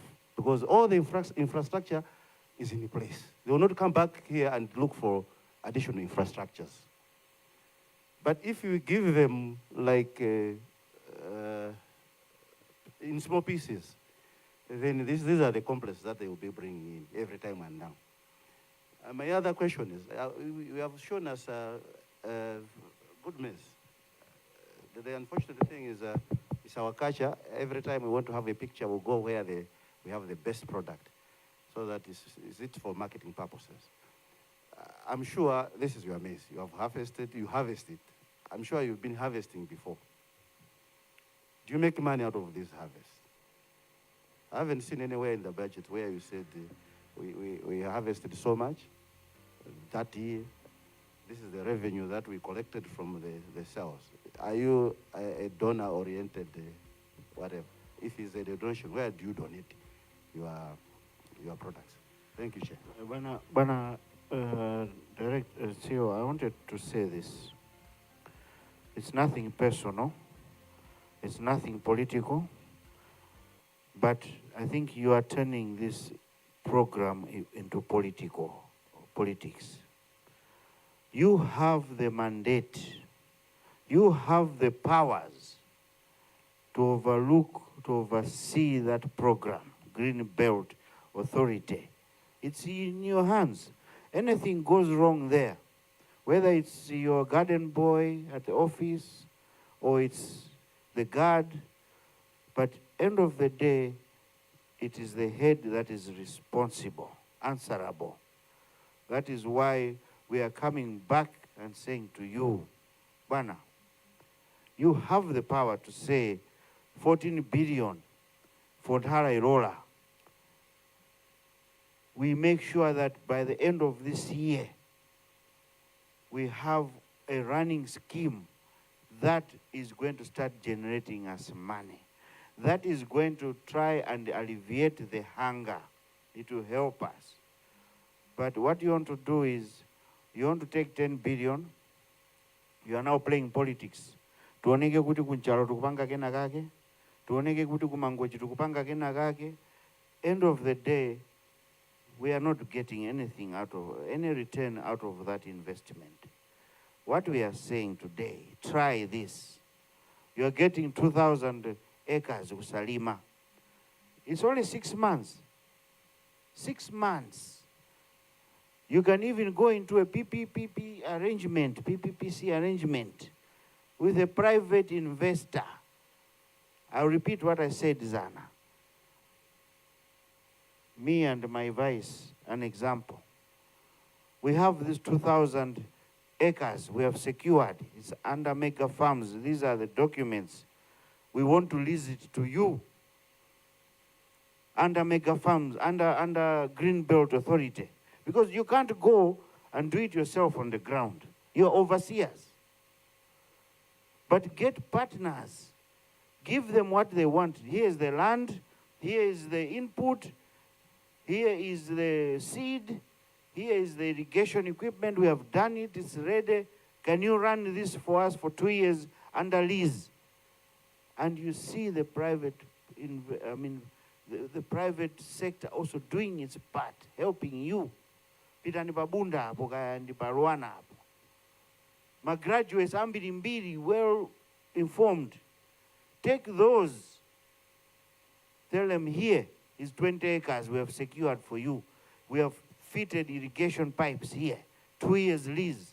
We want to see benefits from this.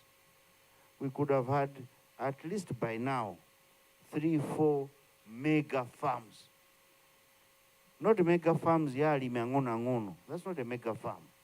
We want a mega farm where we can say a mega farm. Don't you feel yourselves ashamed to go to Demeter Farm? Demeter Farm is owned by one person. One person. One person. Awaamini wadi wanakaonedwa farm ya huku nchinji huku. One person. But look what he's doing. There was no injection of 5 billion into that project. Acre. What about us? Us, look at the brains that are there. Look at how much we try to help take off this program. Go to Namwera, mkaone Magrik. Moz, he's got over 1,000 acres. Go and see Oropoja Kamera. Panama Zimukango Dusaba Bridge.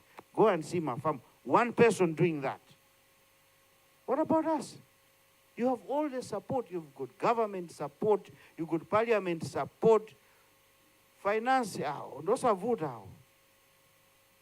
If they see you're doing a good job, you see focus will come to you. But what can we show as an authority? You can't even establish one mega farm. Pompa hapa mkangodusa timatise wanchinjiwa hapa. Pompa mukaone magriga kuzala makadamia umene kuzi. One person. One person, maybe he's got 3-4 pickups and 3-4 tractors. Go and see what he's doing there. What about us? We're pumping billions and billions. What can we show? Thank you so much, Bwana Co-Chair. I think we should be coming to a conclusion. Bwana Buyona, just to supplement, there's a farm when you reach Ikwendeni, there's macadamia there. Those people are not doing it at the lake shore. Completely offshore. Ikwendeni. Look at the macadamia that is there. They started small. Now they have fenced it, and I understand it belongs to the queen or whoever. That's what people are saying. But it's very wonderful. Those are the type of projects that we need. Honorable.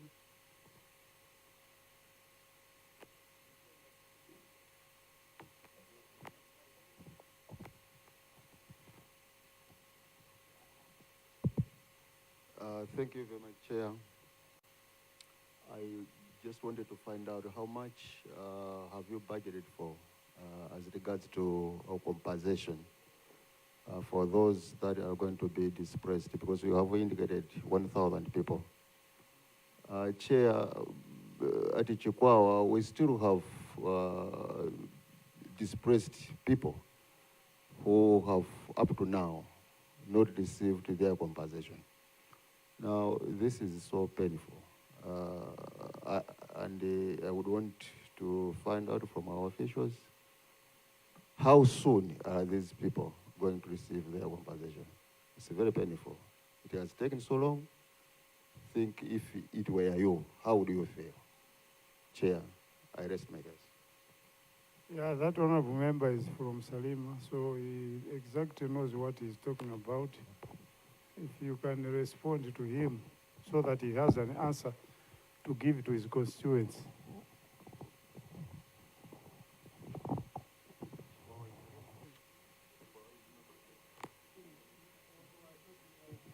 You are talking about Salima. Oh, a place called Chikwawa in Salima. Thank you, co-chairs. Indeed, it is true that the issue of compensation has been protracted because legally it is the OPC which has the mandate to provide compensation. But there has been budget challenges. I think, for example, that last year or the other year, they could only have 4 billion for the whole country. I'm not trying to speak for them, but you talk of compensations for roads, for whatever, and definitely it comes in bids. However, as we are being challenged here, what arrangement we do is whenever we are able to do, we always work with OPC to provide advanced financing so that later on that can be regulated. If proper budget is provided, I think we'll still take care of that so that the compensation goes together with the development, as it were. But we agree it is a very big issue. When they were establishing the Salima Sugar Factory, Salima Sugar Estate, it is an ongoing issue which we are dealing together with Ministry of Finance and also the OPC. Thank you.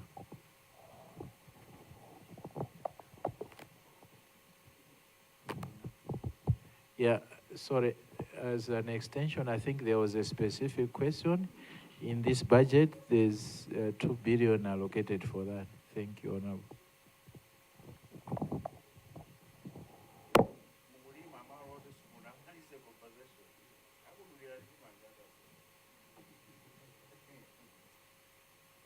Yeah, it's a serious issue. Now, how do you expect to ask for money and start a project in an area where you have not compensated the owner? Thank you, Honorable. Actually, the issue there, maybe when we go to the field, we'll explain better on site. What we do is not exactly work where you are actually displacing the people. As I said, that it is a continuous process. Some have been compensated, some have been moved, and it would be inhuman to farm where somebody is. So all those are ethically taken care of, that you don't farm where there is someone who is supposed to be relocated. Thank you, Honorable Chair. Okay, sir, you should not go and burn a blanket. Say something. I wanted to make the issue of the compensation. As a background, where we are cultivating within the Chikwawa scheme, there was land that was earmarked for relocation of people. So in order to maximize land productivity, because we have not fully relocated people, we are utilizing that part of land for agricultural production activities. Let me also point out to the committee that last year, through collaboration with the Salima Sugar, some people within the schemes were compensated. And I think about 250 million was committed by the company towards compensations. But then we had challenges with the freezing of accounts, which did not enable us to complete the whole exercise. But we have started taking care of the project-affected persons to ensure that they are relocated to the new area that was earmarked for them to resettle. Thank you. Okay, thank you so much. I think we should not belabor this meeting so much. You came in the morning, you went and did the assignment, you have come back. So I think in the interest of time, we should be calling this meeting over until ourselves, we don't have to wait from you to show us any of those. We will make ourselves, we want to go and see and then finalize the report, which should be ready by Monday next week when we resume plenary. Otherwise, if we don't see anything, we will say, okay, Minister of Finance, go ahead, disregard our recommendation, but we have not seen anything. There's nothing which they are using the money for, apart from P and what have you. We have not seen anything. So at least just one in Salima, preferably if we could even also go to Chikwawa. Not Chikwawa in southern region, but the Chikwawa in Salima. Yeah, if we could visit that Chikwawa in Salima, it would also help us. Yeah, thank you so much. Honorable members, why you said your mind, or there's something else which you want to say? Yeah, so until then, when we visit Chikwawa and the other place, we should be able to conclude this issue. And when we'll be visiting, ourselves, we may take care of us. We can use the parliamentary bus, but also pick Ministry of Finance. Yeah, they should also see what is going on there. We should not go alone and then just tell them stories. No, they should also physically see what is happening there. With that, I think let me take this opportunity to thank Greenbelt officials for appearing before us twice. We don't take it for granted. We are very thankful. We're not trying to be troublesome with you, but we want at least that by the end of the day, as a country, we should benefit from having Greenbelt. Otherwise, if I remember very well from our previous meeting engagements with you, we were recommending that you should go back to Ministry of Agriculture, Irrigation, because your existence has killed the Department of Irrigation completely in the Ministry of Agriculture. They have no job, because every job is done by you. So we feel that maybe if your activities were under them, maybe they could do better. So at least prove to Parliament that creation of Greenbelt is worth doing it for the betterment of this nation. Otherwise, thank you so much. Honorable members, we have another engagement with stakeholders at 4 o'clock. So let's try to spare the little time that we have. Thanks so much.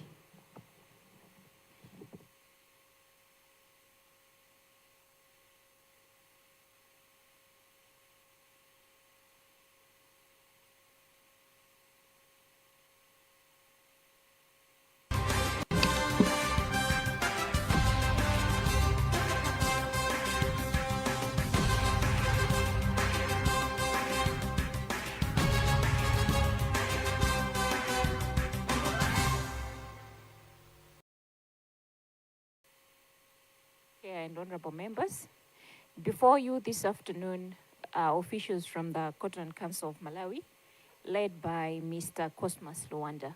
Thank you. Most welcome. They can get seated.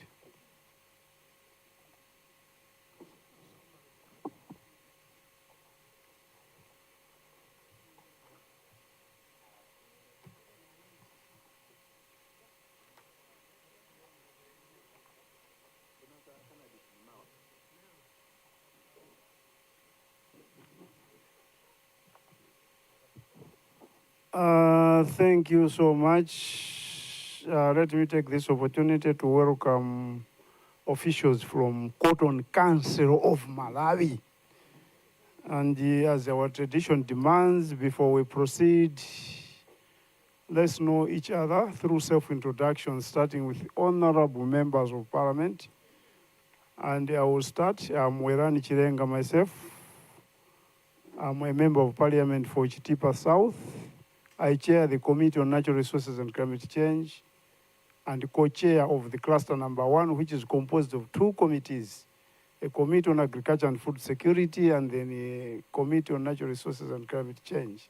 So it's being co-chaired by two chairpersons. My colleague is just outside. He may be joining us anytime from now.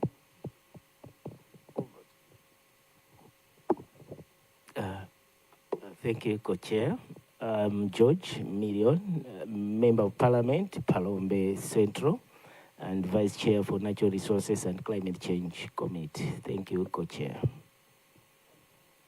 Through Chair, good afternoon. I'm Joseph Nomale, representing the people of Chazro East, and I'm a member of this cluster as well. Thank you.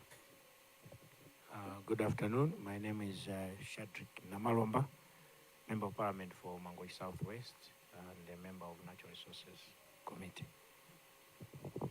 Honorable Co-Chair, my name is Esther Jolobala, Member of Parliament for Machinga East Constituency, a member of Natural Resources Committee and member to this cluster. Thank you.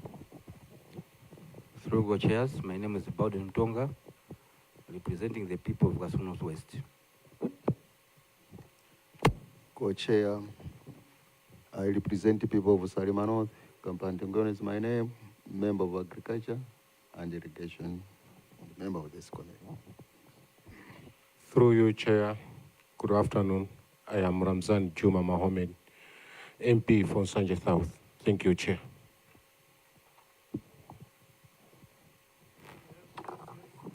We have self-introductions from our officials. Secretariat, please introduce yourselves. And honorable members, you should be having a document like this one, which has been circulated by Cotton Council of Malawi. Check if you don't have, then you should be given one. This yellow at the back. Good afternoon, through the Honorable Chair. My name is Chikondi Chisenga, Parliament Secretariat. Thank you. Through the Chair, I'm Pauline Nankwenya, Secretariat.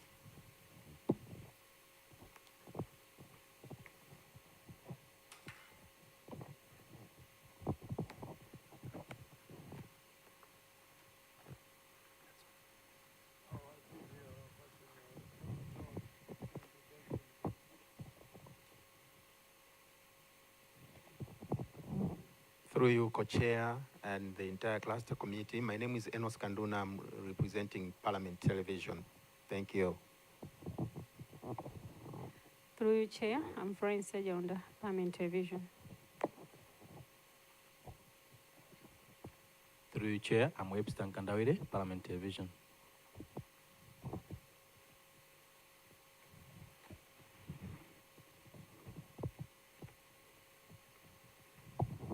Through Chair, I'm Robert Shema from Radio Maria Malawi. Through you, Chair, I'm Tawina Pili, Channel 4 Nations. Good afternoon. My name is Farida Muhea from Television Islam. Good afternoon. I'm Alice Kamanje from GBS TV. Good afternoon. This is Pimpiro Malimba from Times. Good afternoon. I'm Joseph Mazizi from Capital FM. Good afternoon. I'm Hastings Jalis from GBS TV.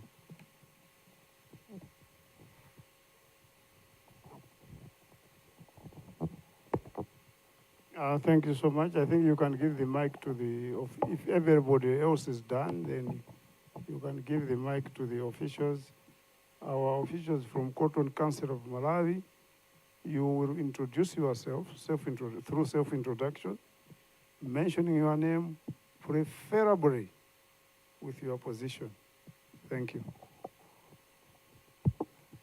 Thank you, Cluster Chair and all honorable members. I am Cosmas Luanda, Executive Director for Cotton Council of Malawi.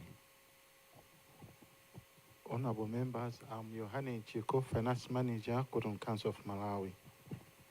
Good afternoon, honorable members. I'm Priska Jamali, Cotton Inspection Manager, Cotton Council of Malawi. Good afternoon, honorable members. I'm Jessara Kaunda. I'm working as Executive Assistant, Cotton Council of Malawi. Thank you. Good afternoon, honorable members. I'm Didra Bafumba, working as Knowledge and Learning Manager, Cotton Council of Malawi. I didn't hear you, madam. Speak a bit clearer. Right, good afternoon. I am Didra Kafumba, working as Knowledge and Learning Manager at the Cotton Council of Malawi. There's something wrong with your mic. Okay. I am Didra Kafumba, working as the Knowledge and Learning Manager at Cotton Council of Malawi. Okay, go ahead. Next.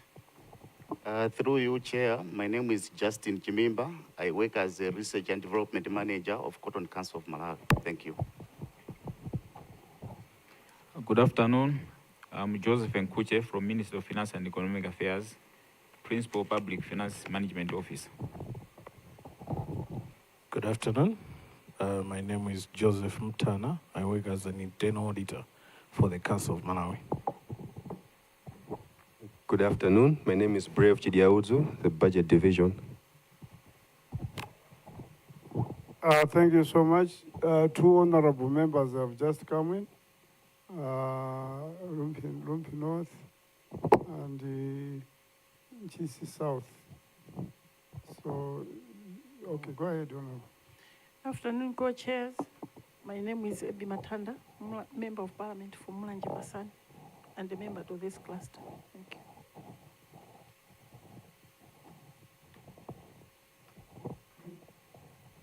Chair, my name is Japi Mahango. I represent people of Rumpi North and a member of this cluster.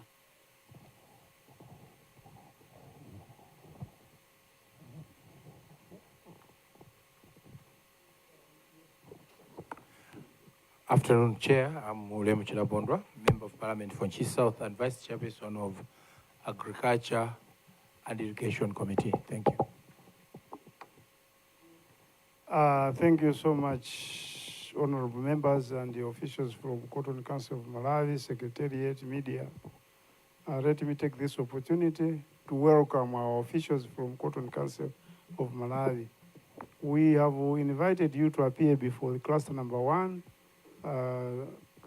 cluster on the agriculture and natural resources, to give us a brief of what you use the funds that you are allocated in the year 2024 to 2025, and what you intended to do with the funds that have been budgeted for you in the year 2025 to 2026.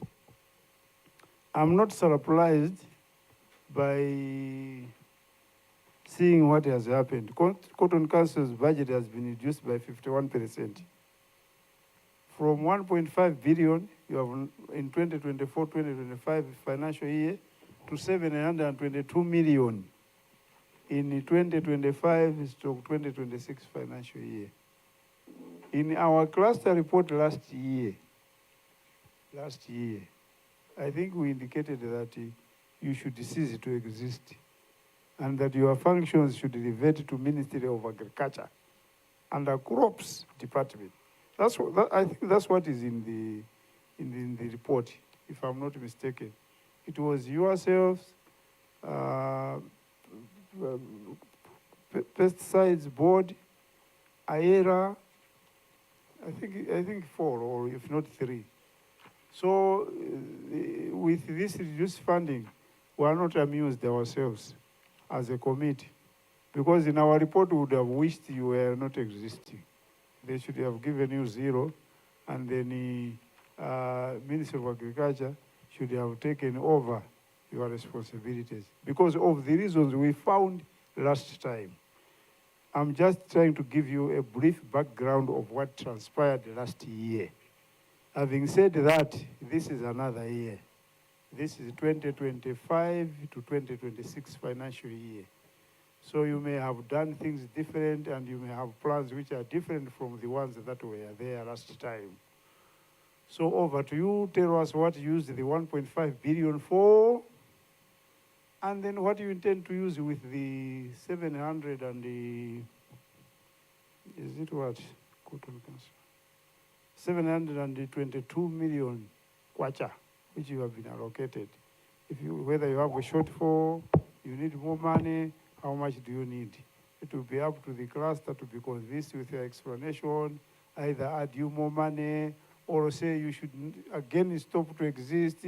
That will be based on the presentation that you are going to give to us as a cluster. Otherwise, this is another new financial year, so we should not base much on what transpired last year, because we don't know how you might have performed. After all, you are interacting with the Committee on Agriculture. We don't know how good your relationship is, whether you have been engaging them to go and see what you have been doing or not.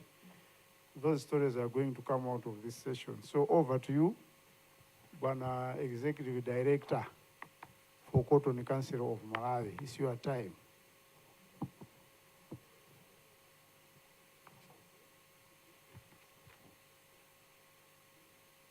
Yes, thank you very much, Honorable Chair of the cluster. Officials are free to turn, and later on, after finishing presentation, you can revert back to your original sitting positions. Meanwhile, you can turn around and have a look at the presentation. Yes, let me thank you, Honorable Chair of the cluster, the co-chairs, and all honorable members in this house. Allow me to make a presentation on the 2024-2025 budgetary performance, and also to touch on the estimates for 2025-2026. Indeed, Honorable Chair, we met in this same house, not necessarily this room, last year, and we had a lot of discussion with you. So I would like to talk about some improvements that we have made over the past year. I'm sure we are all aware about the Cotton Council of Malawi, its vision. Yeah, you should go straight to performance. Yeah, now I'll touch on the slide number 4, which is talking about budget allocation and utilization. In terms of revenue for 2024-2025, which is the current season, the government subvention was 1,372,509,000, and our own generated resources or revenue was 185,670,000, which gave a total of 1,558,180,741.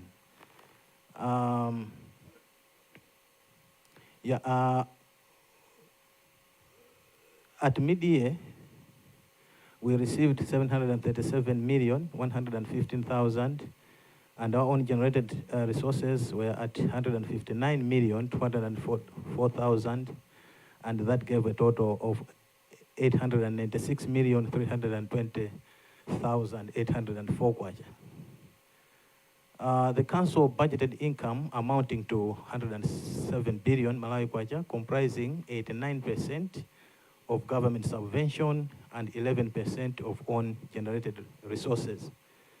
Up until now, we are a fully subvented institution. Later on the way, the funding was reduced to 1.6 billion, which was a decrease of 6%, and this was done by Treasury. What happened was we received a communication that our budget has been cut by 100 million, I think around December thereabouts. So that's a graph that is representing the revenue that we received. Proceed. Yeah, in terms of budget utilization by program, we have 2 programs. There is cotton development as one of the programs, program number 1. Then we have got the program number 2.0, which is management and administration. So under cotton development, we have got 2 sub-programs, which is increased cotton production and productivity, and then cotton regulation. Under increased cotton production, the utilization was 709,164,000 Malawi kwacha, and under cotton regulation, the revised budget was 106,421,000. Utilization at mid-year for sub-program number 1.1, which is increased cotton production, was 306 million, and then on cotton regulation was 57.9 million. Under management and administration,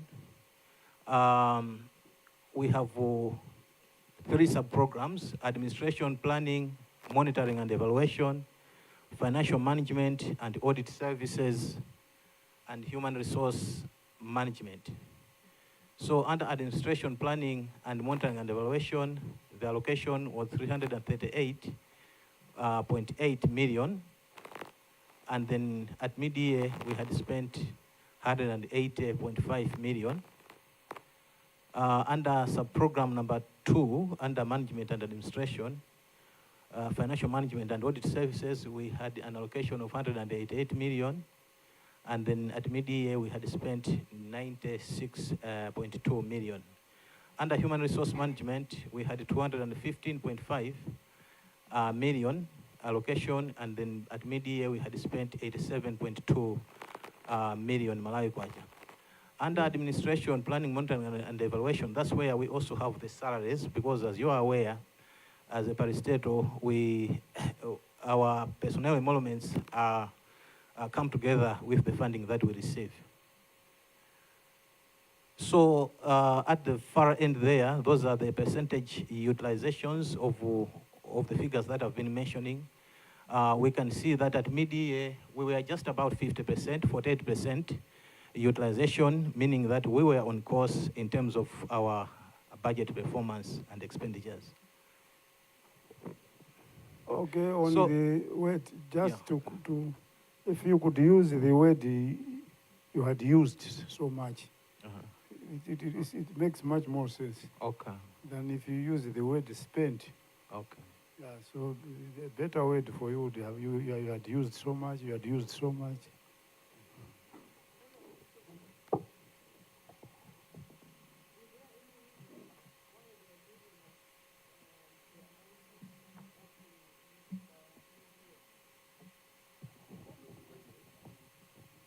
They have to give the analysis for the whole year, the whole financial year. So they are giving us up to Is mid-year, it right? ending only up to mid-year? No, Honorable Chair, it's not ending up to mid-year. Since we are still remaining with maybe 2 months or so before we finish. So this is a report that we provided to government, I think in January, as we reported for the expenses up to the time that you do the budget, the mid-year budget reviews. Yeah. Okay, proceed.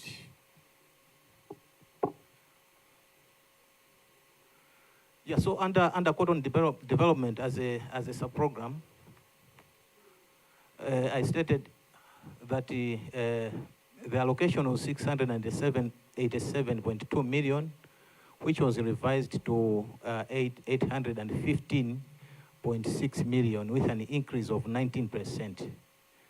And at mid-year, the program utilized 53% of their budget, which is 24% of the overall budget for the council.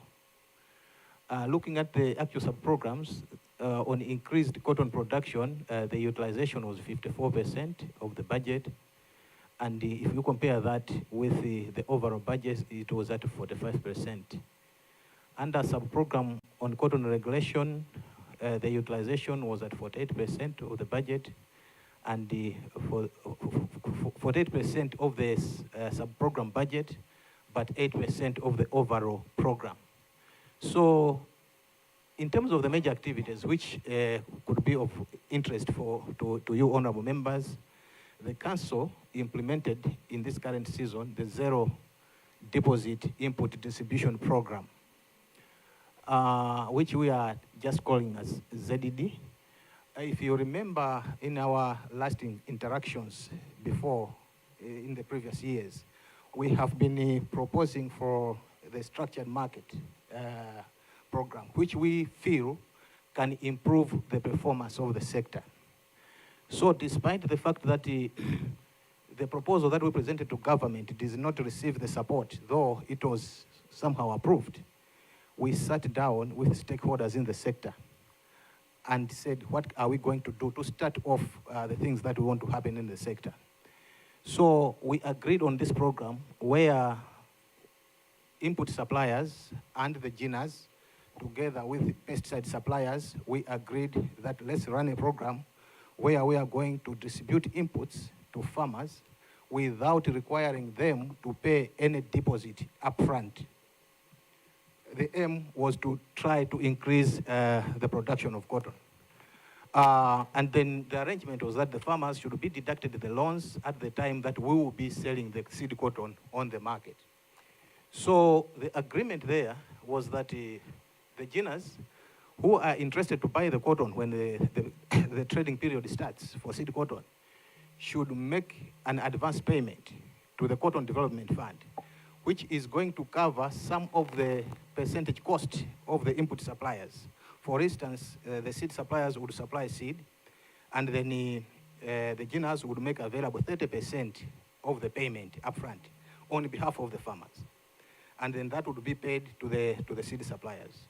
And for the pesticide suppliers, they demanded that they need to be paid 50% upfront payment. That again was done. And that's what we are calling the ZDD. So Cotton Council, the role of Cotton Council was to support the processes of structuring the market.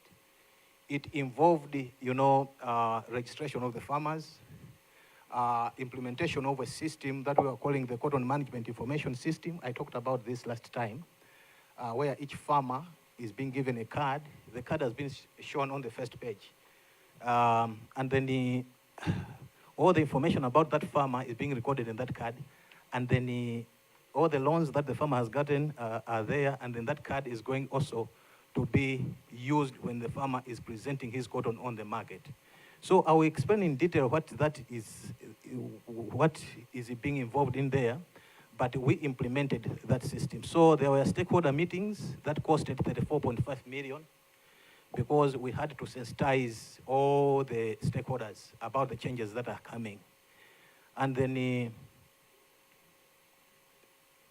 that was spent against a budget, initial budget of 8 million. And then we had sensitization meetings, and those meetings costed around 60.5 million because it was across the country from Sanje to Karonga, including all the field extension workers had to be sensitized about this program, including the farmer clubs.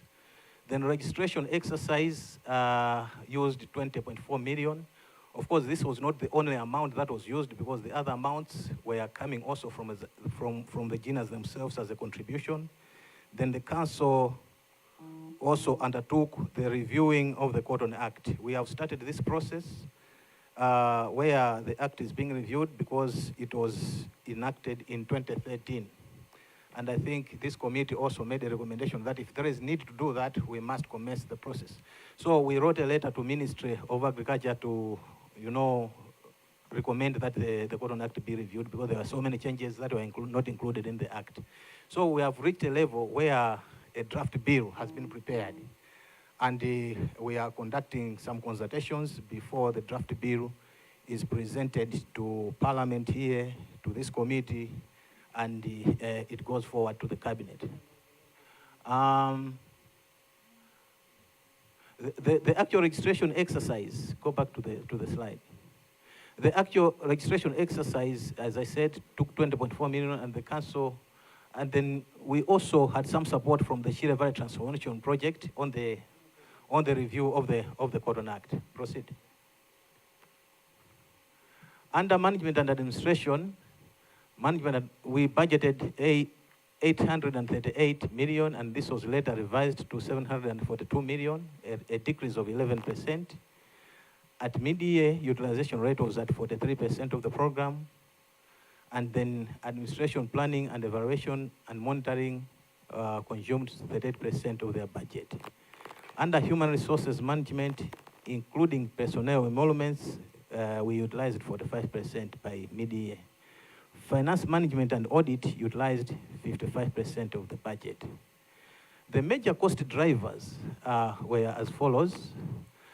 We had the personnel emoluments as a major cost driver, because within this year, we managed to open a second regional office in Balaka, which is supposed to cover the eastern region.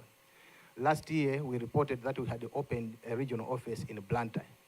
These regional offices are greatly helping us to mobilize farmers and again to increase the visibility of Cotton Council and its activities across the country. These are the people that have helped us also to do the registration of farmers. Again, monitoring and evaluation activities, audit activities, utilities, and motor vehicle maintenance. Savings were realized from the following: governance costs, saving amounting to 75 million. This is so because we did not have the board this past year. The board has not yet been appointed since it expired of the previous board in September, I think, 2023. So we have had no board. That's why we saved 75 million. And then delayed procurement of motor vehicles due to forex challenges was also one of the major causes for our savings. Proceed. In terms of major achievements, we see that cotton production declined in the 2023-2024 season due to seed shortages that were attributed to forex shortages and shortages of seed in the country. We have been facing challenges because previously we have been using the Mahaiko hybrid seed, which is normally imported from India. And that has caused a lot of problems in terms of our efforts to increase cotton production and productivity in the country. So for this particular year, 2024-2025, production targeted 45,000 metric tons, but the actual figure that is coming out will be established after the seed cotton marketing season has done the second round production estimates. But based on quantity of seed distributed, production is estimated at somewhere around 21,000 metric tons, which will be an improvement from last year. I would like to mention here that we achieved this effort because when we realized last year that we are unable to secure enough seed from outside this country, we ran a program of seed multiplication, local seed multiplication, the OPVs that we have had in this country before. So we multiplied over 250 metric tons within the country. But that program, to produce 45,000 metric tons, required more than 250 metric tons of OPV. It required somewhere around 500 metric tons, rather, to produce 45,000 metric tons.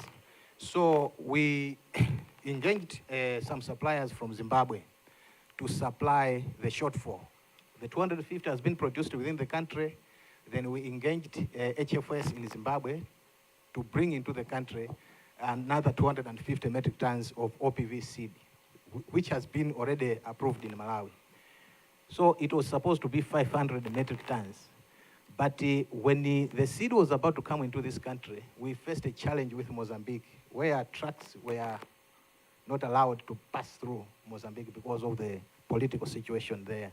So by the time that we were closing the planting period, we only managed about 4 trucks of 50,000 metric tons out of the that we had planned.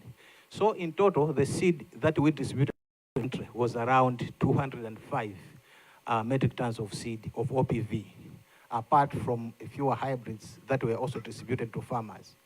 Let me mention also in passing that Ilovo has done some 450 hectares of cotton, and they imported this hybrid seed on their own through Cuton into the country. So that's a separate program. We have also had another program with the National Economic Empowerment Fund to support, initially it was there to support 3,000 farmers to grow cotton on 3,000 hectares. But because of the forex challenge, we failed to give the supplier enough forex to import all the seed. So the only seed that was used, I think you will see in the report, is around 3,000 metric tons. And not 3,000, 3,000 metric tons instead of 12 metric tons, that 3 metric tons instead of 12 metric tons that were planned. Improved access to inputs. There we are talking about access to affordable cotton seed has for long been a significant challenge for the cotton sector because the hybrid seed is very expensive.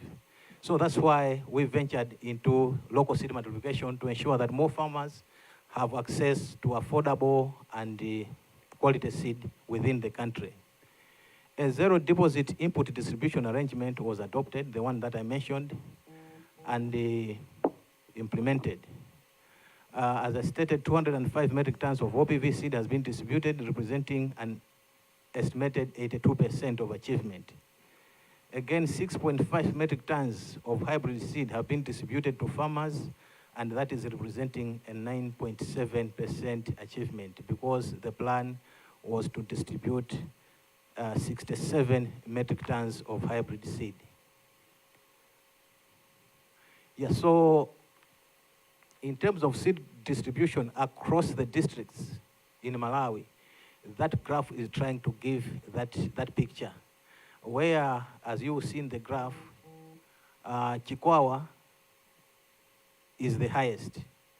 Chikwawa has received 70.4 metric tons of seed, seconded by, I think, Salima, and then we have got Mangochi and Machinga in that order. So we managed to reach out to almost all the districts, including Karonga, distributing the seed. Yeah, in terms of structuring of the cotton market, the digital farmer registration trainings were conducted, and a total of 292 officers, these were agricultural field officers, were registered to conduct the farmer registration exercise.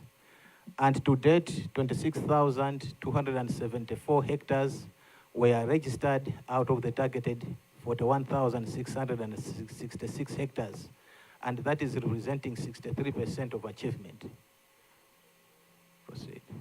So in terms of hectareage that has been registered for cotton production per district, that's the picture that is coming out. It follows also the picture on seed distribution, because Chikwawa is at 8.3 thousand hectares, seconded by Balaka and Mangochi, then Salima in that order.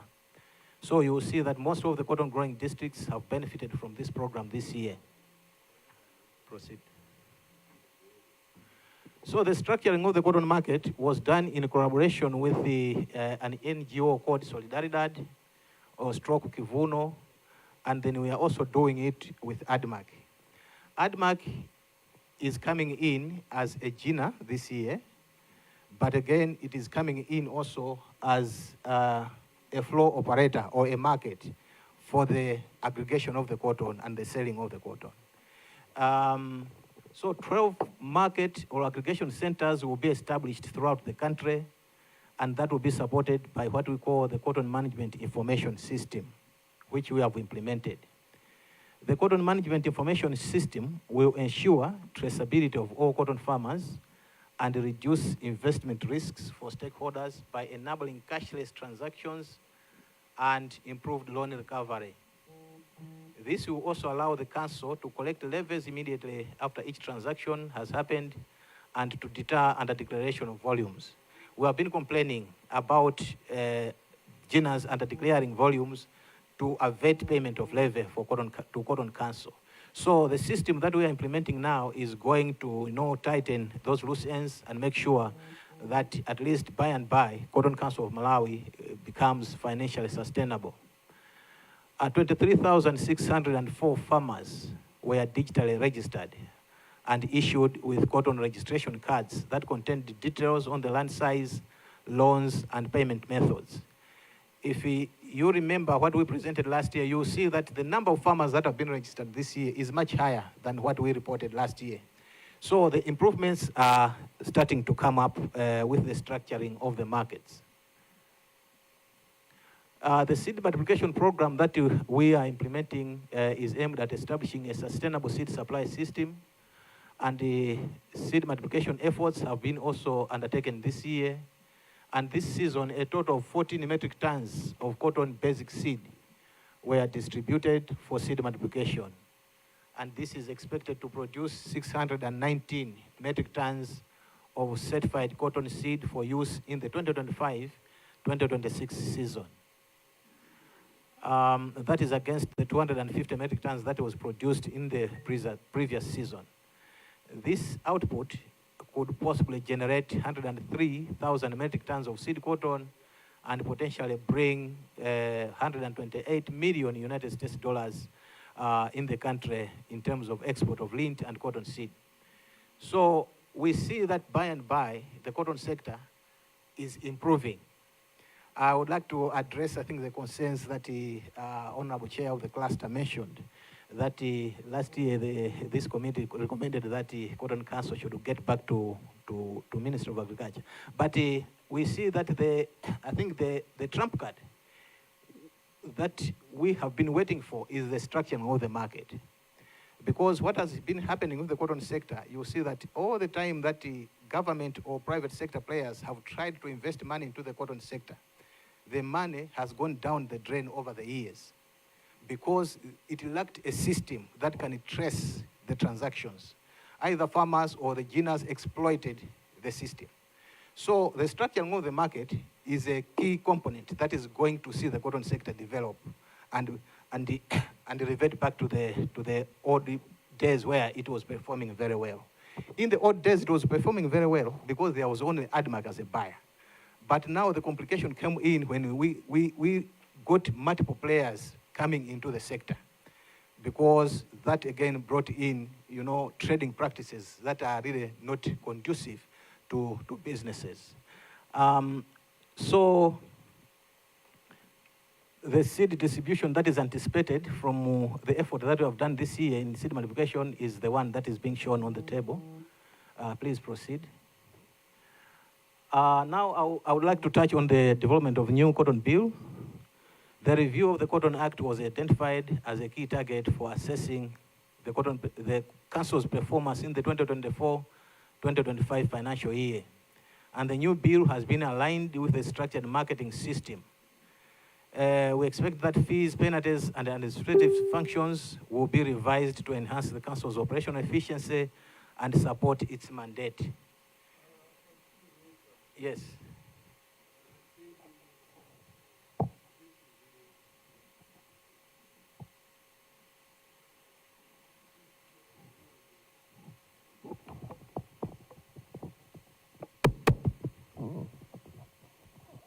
This is a cluster session. We are only zeroing in on issues to do with the budget. So you are dealing with the officials for Ministry of Finance, Committee on Natural Resources, Agriculture. So if you are to consult on the bill or to give us insights of the bill, you have to deal with the Committee of Agriculture separately, not jointly like this. So I think you will find time to talk of bill issues to the Committee on Agriculture. Chair, just to add, thank you. What we need to hear is the 1.5 billion that was allocated last year. How has it been utilized? Details of that. What, as a country, what did we benefit out of that 1.5 billion? What improvements have been made? That's what we need to focus on before we move on to other issues. So if you can elaborate more on what you have achieved this past financial year with the budget that you were given and the income that you managed to collect on your own, what has that been used on before we move to this year's budget? Thank you, Chair.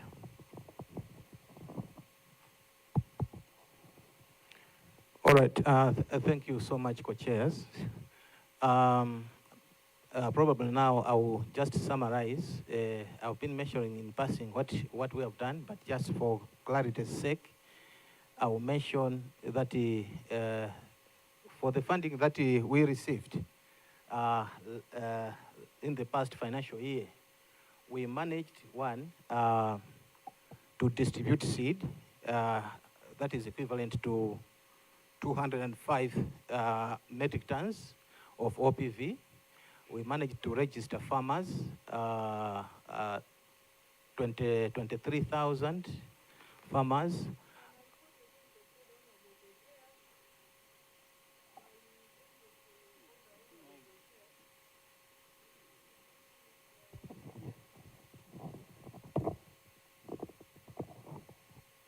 Honorable Co-Chairs, what I'm getting from Cotton Council is, I have switched it, yeah.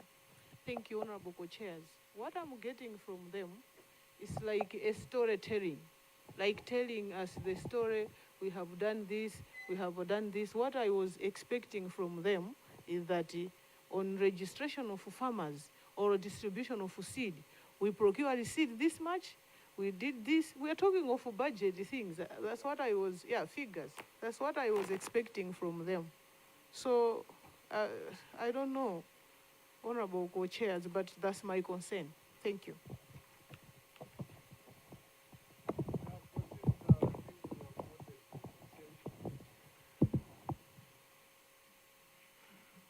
All right, okay. I think that concern is noted. If reporting is supposed to follow an activity-based reporting or budget, that is available. We can provide that. No problem. Yeah. Okay.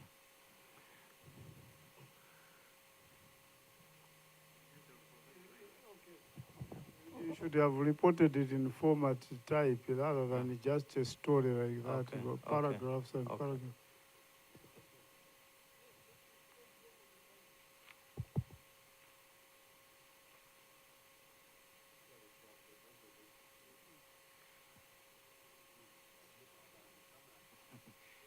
Then, okay.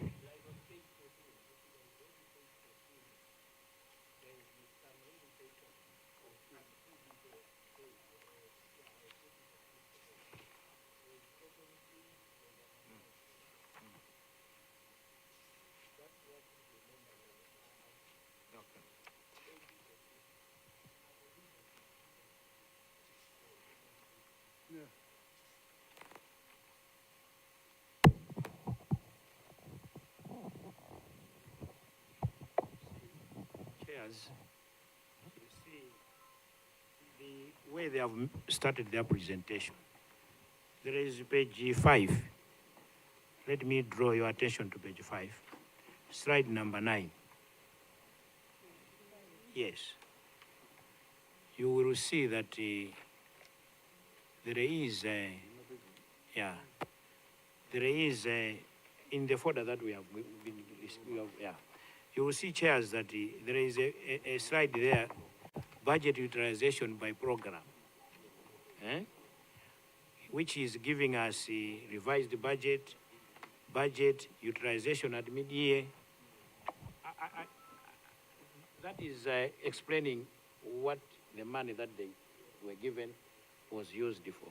Maybe they needed to expand on this to exactly tell us more about it, to say maybe if you are talking of increased cotton production, tell us, in metric tons, how much was that? Cotton regulation is there. You're saying 57 million that we have used out of 120 million. What was involved, for you to spend all that money? I'm looking at, for example, administration planning, 180 million against force. So this is what you were supposed to explain, because this is what was given. Even the audit services, human resource management, this is what you are supposed to explain. Then after you have explained, then you take us to the new budget for the upcoming year, and you justify it. Present the figures and justify why you want to be funded. I thought that I should guide in that manner, that maybe they should talk to that slide and more, and then you, after you have, you have explained how you have used that money, then you can go to 2025-26, present a budget, and again, justify why you need that money. Thank you very much, Chair. Yeah.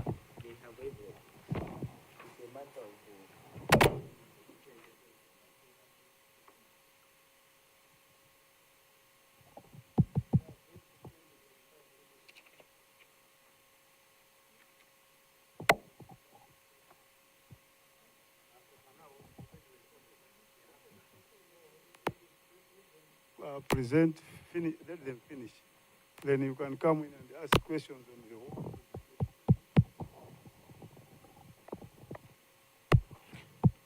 Hello. Yeah, thanks, honorable chairs. I will now proceed to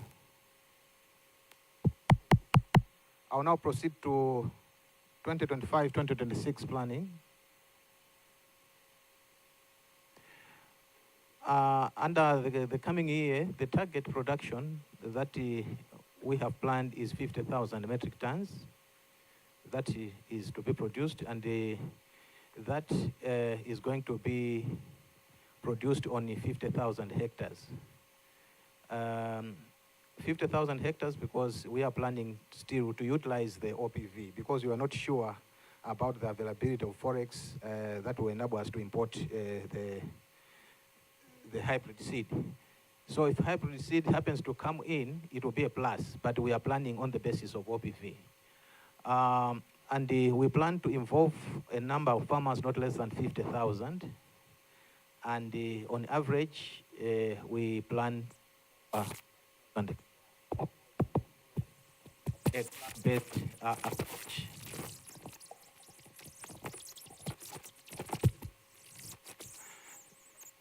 Yeah, I think we are aiming at making a contribution to this country of around 56.1 million United States dollars, and that is from lint, and 6.2 million USD from cotton seed. Proceed. Now, out of that, following the program that I mentioned, the ZDD, the requirements for the inputs are going to be, seed requirements is going to be 625 metric tons, because for OPVs it's 12.5 kgs per hectare. And in terms of the cost of the seed itself, we expect that to cost us 8.1 billion, roughly, Malawi kwacha, and then the pesticides and cotton feed, that is the fertilizer, is expected to cost us 2.7 billion. So the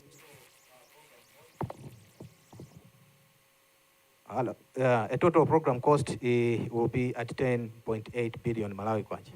But as Cotton Council, we are not requesting all this money from government. This money will be a contribution from various stakeholders to support production of cotton in this country. Proceed.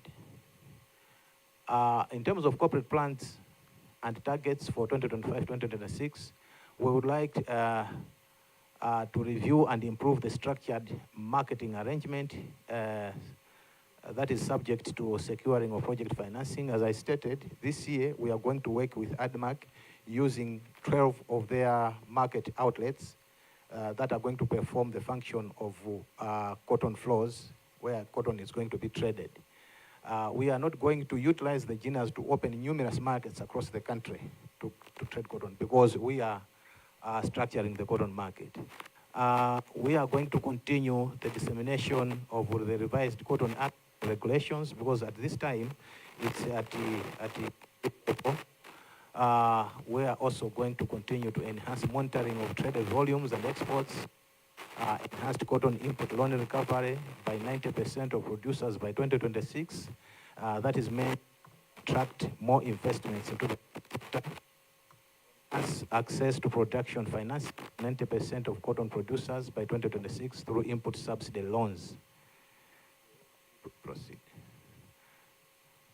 We are also having plans to facilitate medium and large-scale cotton production.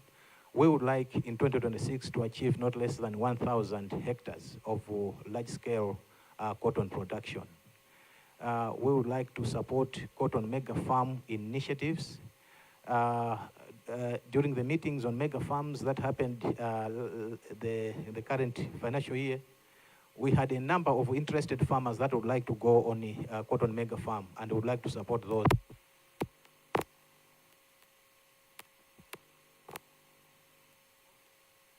Support multiplication of 600 metric tons of cotton seed within the country and encourage exportation of processed cotton products to increase forex generation. we want to move from lint to yarn because we have got capacity in this country to process lint into yarn.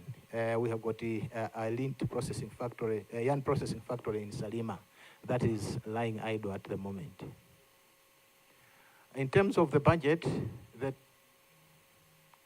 2025-2026 budget amounts to 2.3 billion Malawi kwacha, of which government subvention will be 721.7 million. Our own generated resources are going to be 735 million.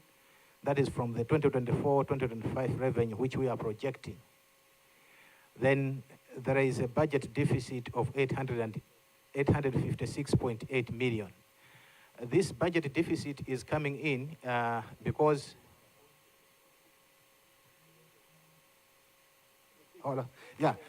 it's coming in because initially government made an allocation to us of 1.6 billion, is it? Yeah, but now of late they came in with a revised budget of 721 million. Now we would like to make an appeal to this committee, though I think the sentiments that you produced in last year are still there with you. But we feel we are making good progress towards, the change in the sector and making bigger contributions to the country. Last year we received a considerable funding, but this year that funding is being cut almost by half to 721 million, which means that the efforts that we put in last year, which were supposed to be carried over to this year and continue building the sector, are going to face a major setback because of this change. So we have committed already, we have opened the regional offices where we have got officers that are helping us in the sector to run the business of cotton. We have committed to register farmers using the system that we have created. We have to do seed distribution across the country of around 600 metric tons next year. And those are the cost centers that are really met by the resources for Cotton Council of Malawi, and not the GINAs. The GINAs would just support the input suppliers, but Cotton Council has to run with the inputs and distribute it to farmers. So we need substantial resources to manage the program and the expectations that we have created with farmers in Malawi about the structured market. And that's why we are making a case to say government should reconsider, I think, the allocation, the cut that they have made to the cotton sector. Because we started to make the improvements and we are being brought back. So the budget deficit is like that.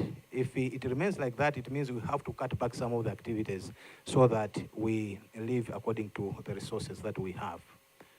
Proceed. Yeah, so we are depicting there a trend of financing that we have been receiving over the last 5 years. So you will see that in 2024-25, we received 1.4 billion, but now in 2025, we are going back to 721 million, meaning that most of the activities will have to be cut back. Proceed. Yeah. Now, presentation of the same budget by program, you see that under cotton development, the budget will have to consume or to use 1.2 billion on top there. And that represents 53% of the total budget that I've mentioned. Under that, we have got sub-program 1.1, which is increased cotton production. That one is going to take a chunk of the money, 1.026 billion, which represents 44%. Cotton regulation, as a sub-program under cotton development, is only going to take 144.5 million Malawi kwacha, which is representing 6%. Then we have got also a sub-program on marketing services, value addition, which is going to take 60, or to use 60.7 million Malawi kwacha, which is representing 3%. Under management and administration, it's also going to take 1.08 billion. Administration, planning, monitoring, and evaluation. Under that one, I think we have the personnel emoluments, as I stated. that are supposed to be covered. We have increased some members of staff by creation of new regional offices, which also needs to be supported. And then we also have planned for some, new vehicles, maybe 2 of them, because those regional offices also need to be supported with transportation for, activities to move very well. So those ones are the major cost drivers under management and administration. Then we have got financial management and audit services that is going to utilize 229.2 million Malawi kwacha, and then finally human resource management 449.5 million Malawi kwacha. So total will be 2.3 billion. But this is assuming that the cut is resolved. It's not there. The 800 million that has been slashed out of the budget. Proceed. Yeah, now summary budget by vote is coming out in that table. Now that table is breaking down government subvention against the Cotton Development Fund, the money that we are supposed to collect. This year we are expecting to get not less than 21,000 metric tons of seed cotton. Everything being equal, because we see that the weather situation is still very, very good for now. So under increased cotton production, the breakdown is that cotton under government subvention, we are going to spend or to use 459 million, and then under CDF, we are going to use 566.8 million. Under cotton regulation, there is no allocation under CDF, only under government subvention, 144.5 million. Under marketing services, the allocation is 27.7 million under government subvention and only 33 million under CDF. Under management and administration, administration planning and monitoring and evaluation as a sub-program, we have got 403 million there. And then under financial management and audit services, 93.8 million. Against the CDF allocation of 135.3 million. Where? Sorry. And the CDF, which CDF is that one? Cotton Development Fund. Oh. Okay. Okay, thanks. Yeah. Sorry. Okay. The CDF is the Cotton Development Fund. Under the Cotton Act of 2013, Parliament created a fund for the cotton sector, which they call Cotton Development Fund. When we have done all the facilitation of the cotton sector throughout the year, when the cotton is being sold on the market, we charge a levy on the lint or the cotton that is being traded on the market, from the Chinas. So, for instance, this time there is a regulation that has been passed where we moved from a 5 kwacha per kilogram determination of levy to a percentage determination, which we are calling 3% of the minimum farm gate price. Yeah. So, when cotton has been traded on the market, we are able to know how much volume has been traded, and each GINA is requested to pay that percentage out of every kg that he has bought. So he pays that money into the Cotton Development Fund. And the Cotton Development Fund specifies exactly how this money is supposed to be utilized. Yeah? That's why you see there that certain activities are being allocated government subvention and others are being allocated some funds from the Cotton Development Fund. But for those activities that are not provided for under the Cotton Development Fund, the allocation is just coming from government subvention and not the Cotton Development Fund. So that's the purpose of the Cotton Development Fund. Finally, this Cotton Development Fund is supposed to grow as a fund, yeah, to a point where we may not in future need government support, yeah? We may depend entirely on the Cotton Development Fund. But it has remained low because of the low volumes of cotton that have been produced over the years.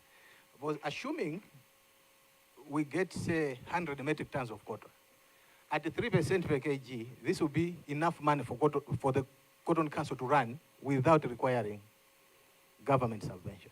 But because we are taking baby steps, as it is slightly a small, that's why it is finding problems. So finally, the Cotton Development Fund will have to take care. Government must be reducing its subvention and Cotton Development Fund taking over if the cotton sector is growing. Yeah, so it's contained in the Act. Yeah, finance and audit, we have got some governance issues, as an office, where we have to meet obligations of audit and we have to be audited. Those are the costs, yeah? We invite external auditors, for instance, every year to prepare financial statements. Yeah, the finance have got their own activities. They pay bank charges, they pay other activities, detailed activities, yeah. Bwana Sio, sorry, but I'm a finance person. Yeah, I know. You know that, eh? Yeah, I know. Now, when you talk about audit, there is no way 229 million. This is a small fund. Your operations are very small. 220, that's why I'm very interested. What is in there that now you have to go into the Cotton Development Fund, get money to support financial management and audit services? I wanted to know exactly, because that money, if you are lamenting that you don't have money for cotton seed, generation or development, multiplication, take that money, 135, into that, increase the cotton production, seed multiplication. So I wanted to know what exactly is in that category. Please, if you can answer that question. Are there allowances there? What is exactly, what is in there? Because you are supposed to be like a parastatal, so yes. I don't expect you to behave the way others behave. No. Thank you. Chair, Yeah. Just to add on, supplementary on what Honorable Machinga said, out of 1.5 billion budget that was given to you, 838 million has been used for administration and ORT. How many members of staff do you have that you consume 838 million for administration out of 1.5 billion? So what has gone on the ground? 6.5 tons out of 67 tons. Is that what we should be sitting here talking about?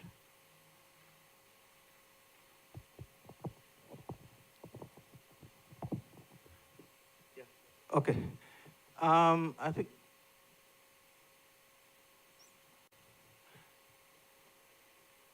the 800 million, I think is talking about the upcoming budget, yeah? The previous year budget, yeah? Okay. Yeah, on the previous year budget, Honorable Co-Chair, if you check on page 4.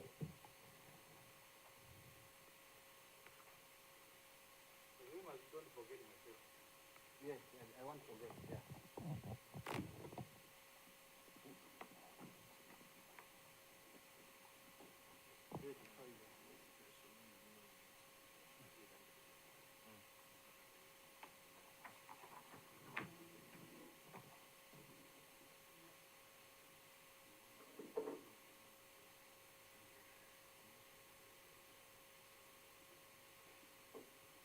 Yeah, Honorable Chair, this figure that we see here, as I stated, one, we have got personal emoluments that are involved in there.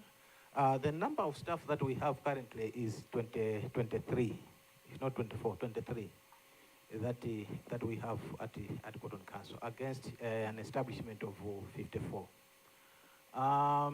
Apart from that, we also, in the previous financial year, planned for vehicles that we have bought, which might have also pushed the budget upwards there. Apart from that, the other thing that I would mention is about the concern of Honorable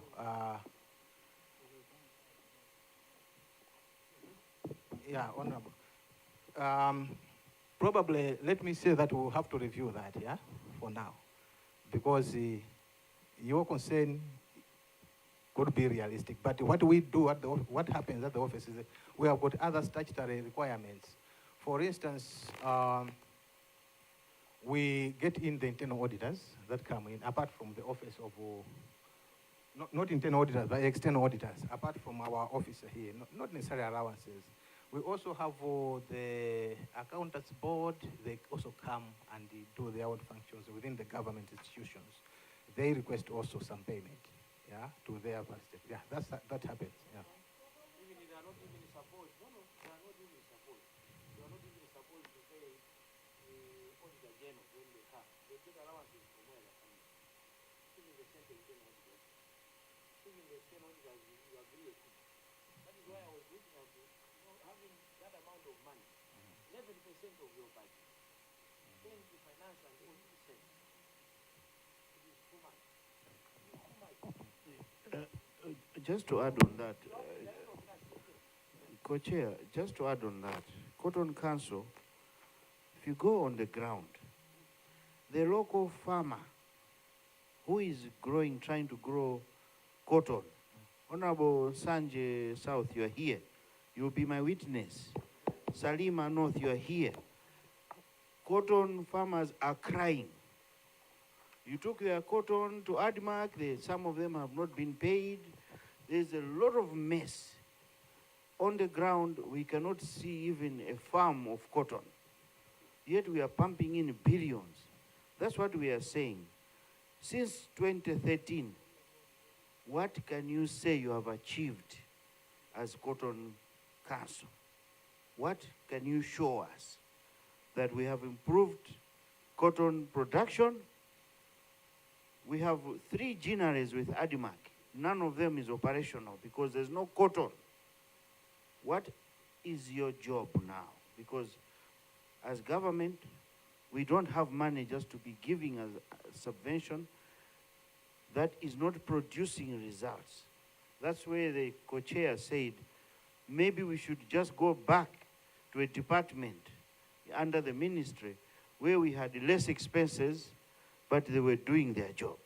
Here, we got huge expenses. Almost the whole budget is just on ORT. Then what is going on the ground? Chair. Okay. No, before you come in, you have said something very important. Okay. Yourself. My appeal is to the Ministry of Finance. Ministry of Finance. In the morning, Green Belt was telling us that they pay the internal auditor, they pay Ministry of Finance. This is what is on record. This is what they told us. Now, why do you allow that yourself as the Ministry of Finance? That when those people come from Ministry of Finance, or the Auditor General, whoever goes to do the auditing, gets allowances when they go to audit Green Belt. And then Green Belt has a budget line for them again. It is indicated on the presentation. Now, it's the same thing here. Now, why do you allow that to Minister of Finance? That's my observation. That's why I stopped.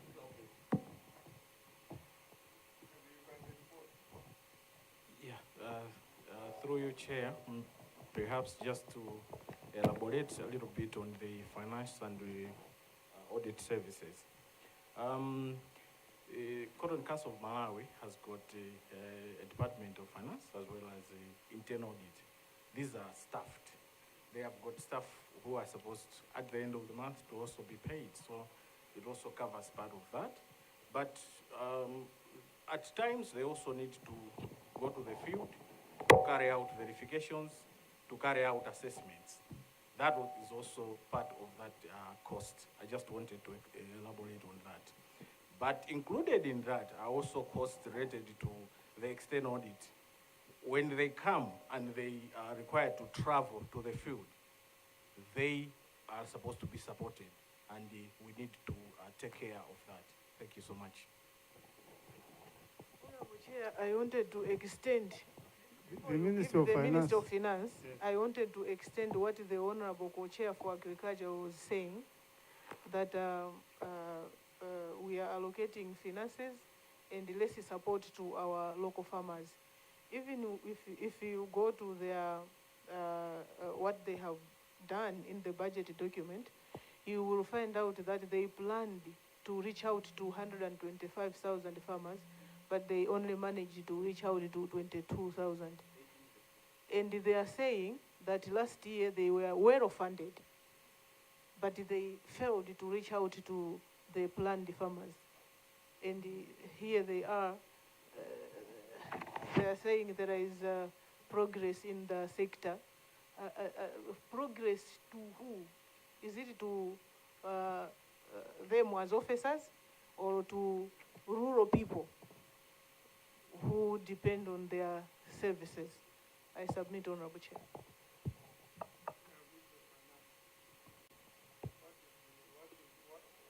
The rules at Ministry of Finance. Does someone who go and get paid by the one who is going to audit, or they are paid by their office to go there and do the job?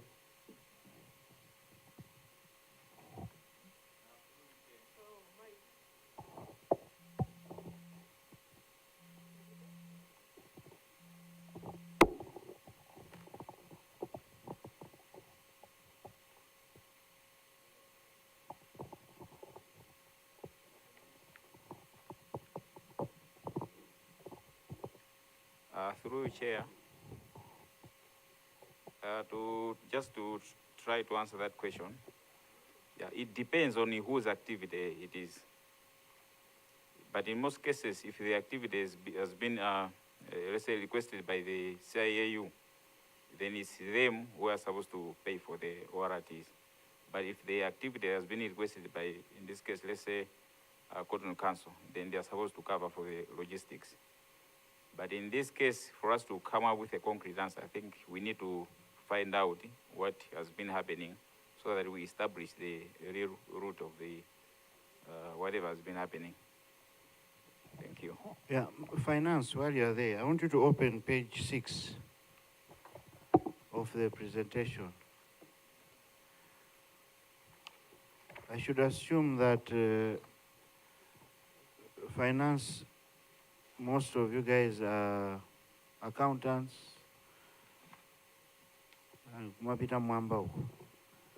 want you to look at that page. Page 6, budget allocation and utilization.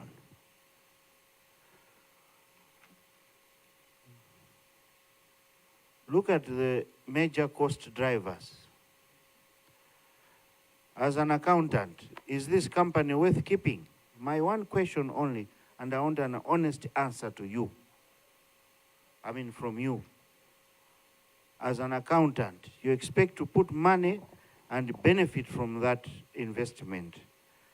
Should we continue giving out money to be used by one, personal emoluments, monitoring and evaluation, audit, motor vehicle maintenance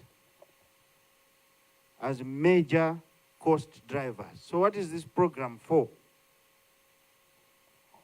I want an honest answer from you. Through you, Chair. I think your observations are very correct.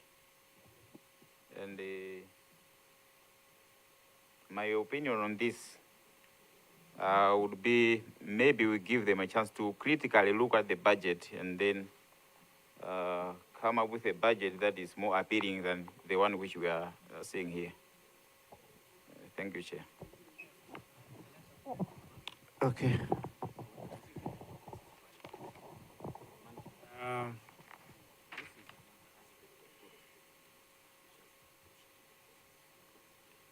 The Chair, co-chairs.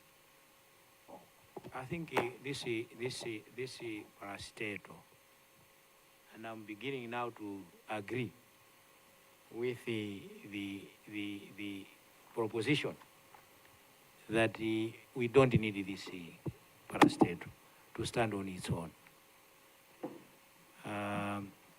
And just to support you, Co-Chair, Honorable Sameh Suleiman, or your observation, where you have in a business, your major cost drivers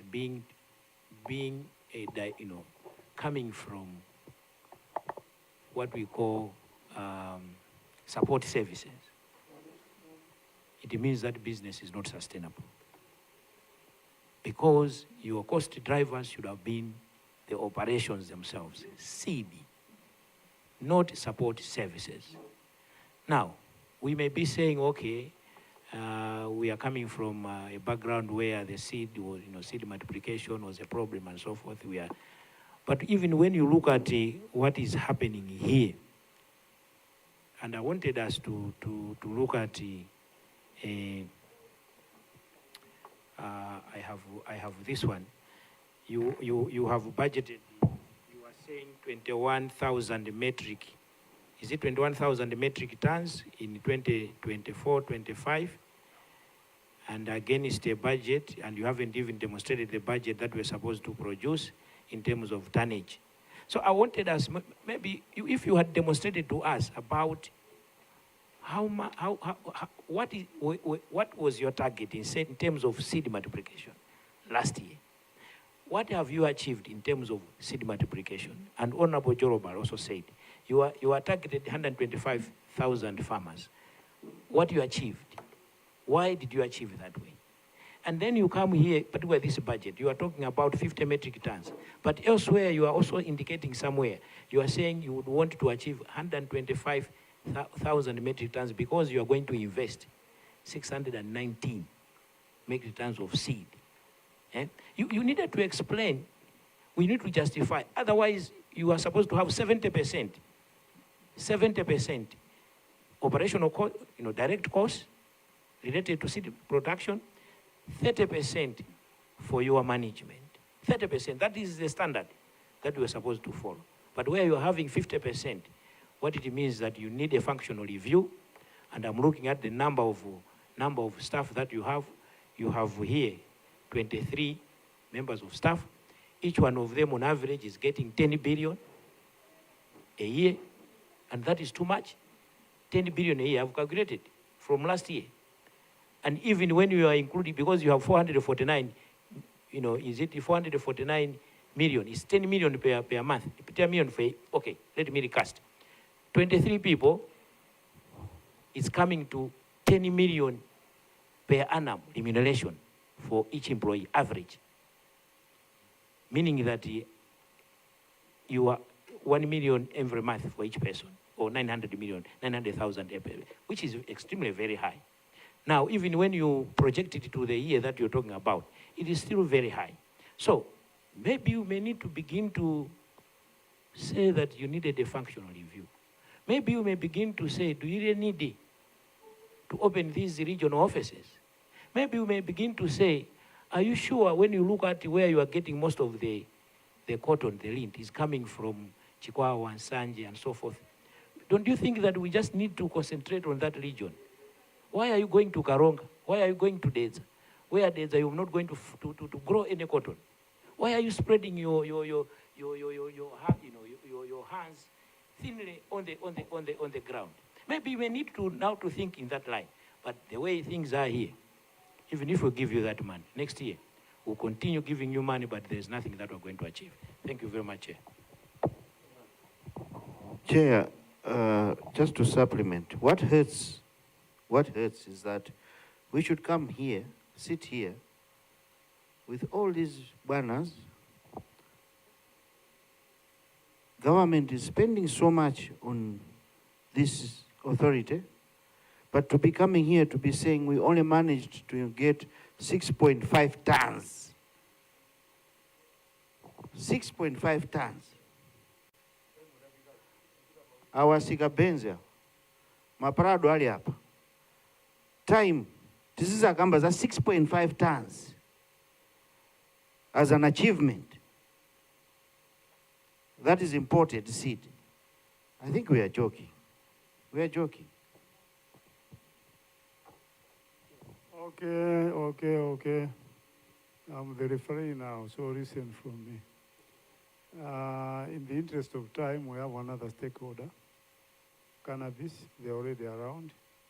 So we cannot keep them waiting because you are taking too much time with another stakeholder, no.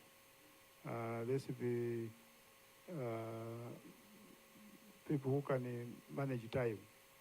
Time management is very important. So we should be concluding this meeting. We should be coming to a conclusion. I will only allow 2 people to speak, Honorable Yona, and then Bwana, you will give us your concluding remarks, and then you will hear from us.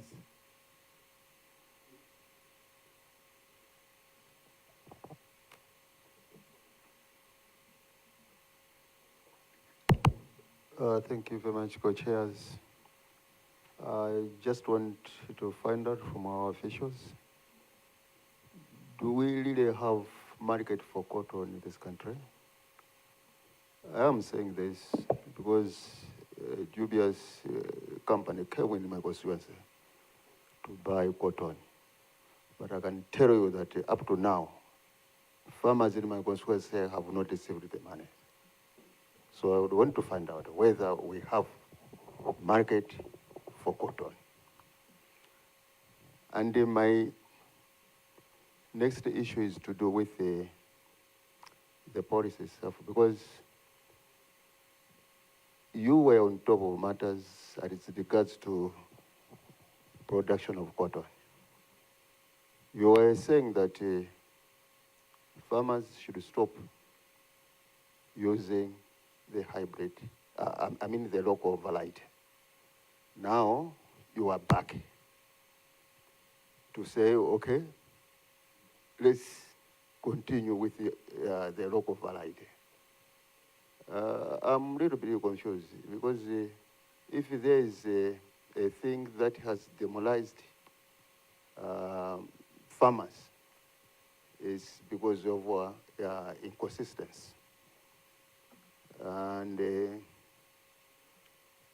I'm a little bit worried now because if you technocrats, you say this, after a few minutes, you say this, the country cannot progress economically. So I'm a little bit worried about your way of doing things or encouraging farmers to grow cotton in this country. These are my issues which I wanted to chair, at least to voice out so that they know as a council that they are contributing to failures of production of cotton in this country. Thanks. Thank you so much. Bwana Executive Director, can we have your concluding remarks? Yeah, thank you very much, Honorable Chair and other honorable members. I would like first, before I tackle Honorable your questions here, I would like to make a statement on the observations that you have made. Yeah, you should time for you to respond to questions is gone. Okay. Maybe for the markets. He just wants to know the markets because someone has stolen their cotton. So if you could shed more light, otherwise we want your concluding remarks. Yes, for the challenge, I think that is there in Salima, I suppose. Yeah? I'm aware about it. We are aware. It has to do with just one supplier because he got the cotton, but I think there are some farmers that have not been paid by now. Yes, I agree. There are some problems that occurred in between, and that's why the issue is still hanging there. I went there, I talked to the farmers myself 2 months ago. So, but that one is under the control of Cotton Council. We are going to take care of that. The farmers are going to be paid. I would like to assure you, Honorable. In terms of market for cotton, markets are there. In fact, right now, as we are speaking, inquiries are still coming in, yeah, of whether cotton is there in Malawi that other buyers can buy, even not from this country, from outside, from say Swaziland, from Portugal, several countries across the globe. So it's just a matter, sometimes what has affected us most is the issue of not having the cotton at one place. Previously, when we were being asked, how much cotton do you have in the country? We are unable to answer at once because the cotton is not in one place, as far as the farmers have not brought it to the genus. So that presents a challenge. But if farmers have got capacity to aggregate and put the cotton in one place, we will not be relying on the genus that are existing now. We can work with ADMAC and have the farmers sell the cotton outside this country, provided they have delinted the cotton. So the markets are there of lint outside this country, and it's limitless, provided we are not confined to the genus that are present in this country, because sometimes they exploit the farmers. You are concluding remarks. Okay, I wanted to, if given a chance, to just respond to the issue of varieties. I think, okay. Give us your concluding remark. On my concluding remark, I would like to say, I think we have taken note of the concerns that you have raised. If you see the report here, I think each sub-program is presenting its own major cost drivers. It's not only the management and administration. So, yes, I think you have made that observation, but I think the changes are happening. Even if we look in detail about the budget, how expenses have gone, I think it will not give us a true picture that the money is going to allowances or what. We have done quite a lot. We have done a lot of sensitizations. We have done a lot of farmer registration, which we supported. And all the seed distribution that we have done this year, 205 metric tons of OPV. The 6.5 is only for hybrid. It's not for all the seed that we have distributed. We have distributed 205 metric tons of OPV. So we have made great strides, but I think we still have to, polish our report and polish our picture as well. That's what I feel. Thanks, Honorable Chair. Okay, I had cut you very quickly, maybe on the varieties. You can still give him a response. I think the honorable member is not happy. Yes, on this one, very, very quickly, I wanted to say that the challenge that we faced is, when we adopted the hybrids in 2019, we felt that we have gotten the magic bullet which will answer all the problems that the cotton sector was facing. But now what we are realizing is the hybrids are good. They are very good. They are superior to the OPVs. But the cost is prohibiting the farmers from growing the crop. So we have gotten the science right, but we have lost on the area planted. Less farmers are affording the seed. So we are saying, just as in maize, as in any other commodity, let's avail to farmers all the varieties. The choice should be theirs. Let's not confine them to one variety. The hybrids will be there for those that can afford, but the OPV should also be there. The challenge with the OPV is that this country was unable to run a seed multiplication program that was refreshing the varieties. That's why it was losing vigor and the yields were going down. But if we run a credible, seed multiplication program, which starts with research every time, this seed that we call OPV is also going to yield high. Zimbabwe has moved from the local seed that we have, the Makuka 2000. It's now on the 6th generation. It's yielding much better than ours, but we are stuck at the Makuka 2000, which was bred in 2000. That's our challenge. So we need also investments into the seed development processes. That's what we need in order to uplift the cotton sector. Thank you so much. If I were to ask you a simple question to say, from your presentation, you have said that you need a certain amount of money. And at the same time, you have said that you are relying much on some well-wishers, if I did not hear you properly. Now, by relying on well-wishers, do you still have to cling to funding from the government, or yourself, what you make, and the well-wishers is enough to make you sustain yourself? Thank you very much. That's a very important question, Honorable Chair. If you see the budget here, what I presented, I did not mention about taking this money and buying seed and distributing to farmers. You'll notice that. Yeah? But seed has been distributed. This is coming from the investors. But now we are facilitating the processes towards, securing the investments and making sure that cotton is grown. Training farmers, the demonstrations, the seed distribution itself, the registration, the what. These consume a lot of money. And for your information, these, we are not the only ones that work in the cotton sector. We have got the field extension workers, the government extension workers. We involve them, all of them, in the districts, district councils. We work with them. And if there is need to support them with fuel and the like, we do that. It's not only us, 23, that can service all the farmers in this country. It's impossible. We work with other stakeholders, and those stakeholders need to be supported when they're working. So, yes, the GNAs are going to play this role of investing. The 10 billion is not going to come from Cotton Council. Cotton Council is going to contribute, say, 2 billion, as we have stated in the budget. But the 8 billion is going to come from other stakeholders. Together, we'll put the money together and then run the program for cotton development in this country. You have not answered my question. Can you stand on your own without government funding? Not based on your presentation. Not for now, not for now. But when? Maybe in 2-3 years' time. You see, for it. Okay, you have answered me. Okay. Between now and the time before your existence, from your experience, where was the cotton production better? Yeah, cotton production was better in the past. Yeah? Before you came into existence? Yes, I would say that, but not necessarily before we came into existence. Cotton was better during the ADMAC days, when ADMAC was the only player.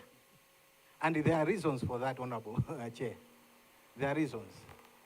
And that's why the proposals that we brought to you last year and then the ones that we are doing now are supposed to solve those problems.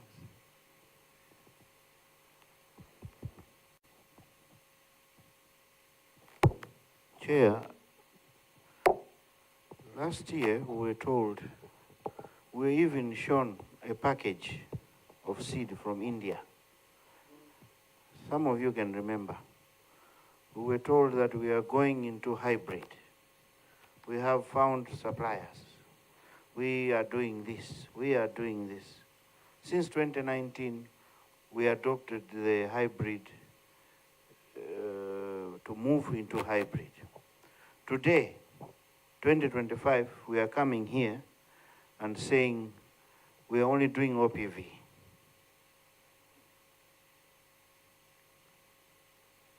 Let me thank the Minister of Finance for reducing the budget. In fact, we don't need this. We can do better. Let it be a department at the ministry to handle cotton. Less expenses, we will see the fruits on the ground. But these authorities, back to the same thing in the morning, these authorities and boards, they don't know what they are there for. So long as they are getting their packages, they don't care. They plan to have 315 sensitization meetings, the whole year, not even one meeting. But they're coming to ask for more funding. I agree with you, Chair. I don't think we need some of these boards. I'm not going to stand and support something that is not helping a poor or a smallholder farmer, but is benefiting only the top management. No, Chair, I'm not here for that. I'm sorry. I've concluded, Chair. I have nothing else to say. Yeah, burning one. Quick one. It's nothing new. I would want to agree with the official from the Minister of Finance.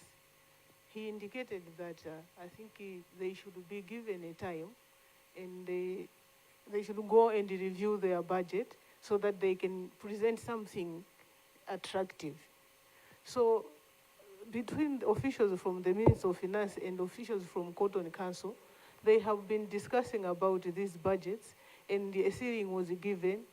This is what the Ministry of Finance have approved for them. So let them go and discuss. Okay, thank you so much. Chair, one thing that I thought would have been told today, I'm talking from experience from last year, Chair. All this investment that has gone, you mean you have failed to sit down with our research stations and have our own hybrid seed locally. You could have put emphasis and money, instead of using almost all of it for yourselves. You should have put some money at least to have our own hybrid locally. But don't come here and tell us, oh, we are going back to OPVs because we have failed. So in other words, you are saying you have failed the job that you're supposed to do. Thank you, Chair. Okay, that was my co-chair. Myself, I will base my conclusion on 2 points only.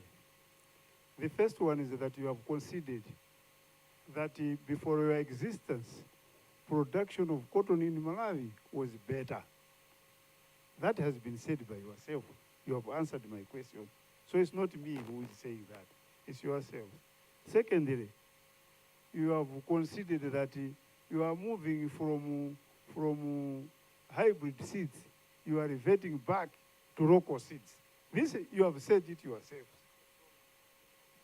Because the last year you were saying you failed to progress because of problem of seeds. And today you are saying, no, farmers can revert back to the local seed. And then you are considering that before your existence during the time of Ngwazi, Dr. H. Kamuzbanda, production was much, much better than when you are here now. So to us as a cluster, telling us this information has got only one story, has got only one conclusion.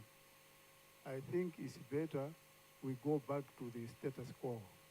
We go back to where things were when cotton production was better in this country. We have infrastructure which is rotting. Go to Lilangwe. You will see the new infrastructure there. Go to Ngara in Karonga. Go to quite a number of places. Infrastructure is just rotting, and people have been forgotten to grow cotton. Go to Karonga now, people are growing what they call, in local language, they call it ununya. They are growing some small seeds, which they pound and make into something. They have diversified from cotton. They are growing those type of plants just because they are finding no benefit from cotton production.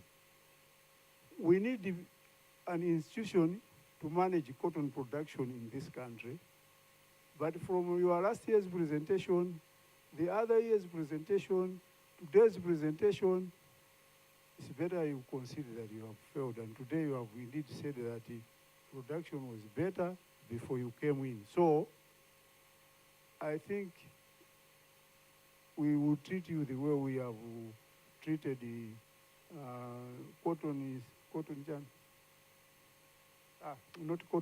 pesticide board and yourselves. We feel that you should go back to the Ministry of Agriculture. These are recommendations. We are not policy holders. There's Ministry of Finance here, Ministry of Agriculture. They can decide to maintain you and do the way they want.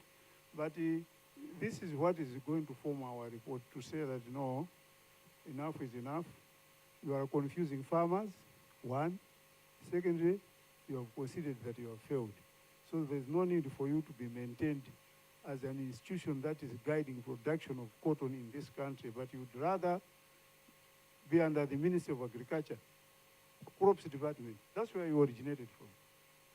I submit. Thank you so much. That marks the end of our meeting, and we have another stakeholder, Cannabis, who should be joining us very shortly from now. Honorable members, let's get ready for them.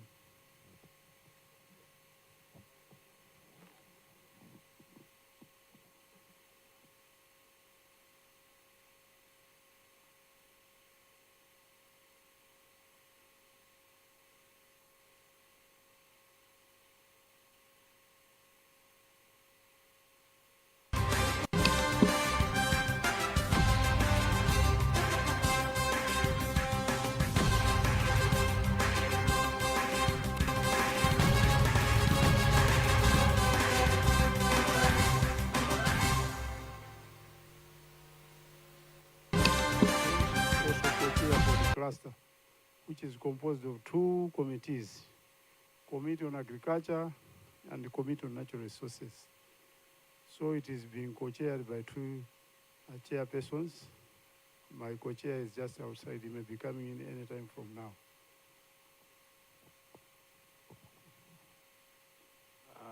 Good afternoon, Chair and members.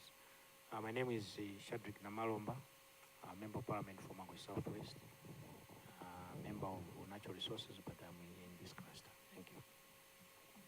Honorable Chairperson, my name is Esther Jolobala, Member of Parliament for Machinga East Constituency and a member to this cluster. Thank you.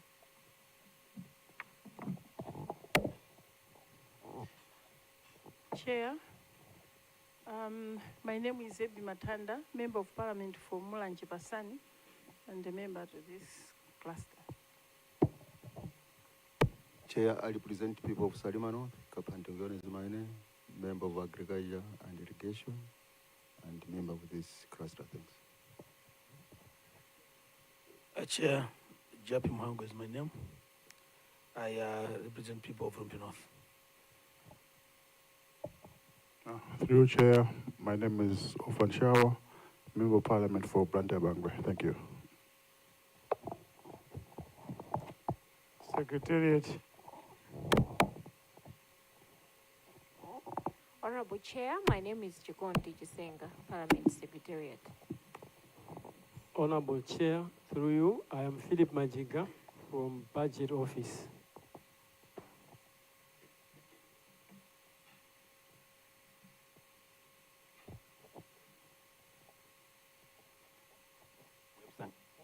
Through Chair, I'm Webster Nkandawire, Parliament TV. Through you, Chair, I'm Florence Sajonda, Parliament TV. Through you, Chair, I'm Enos Kanduna, Parliament Television. Through you, Chair, I'm Fanny Mbwana, Parliament Television.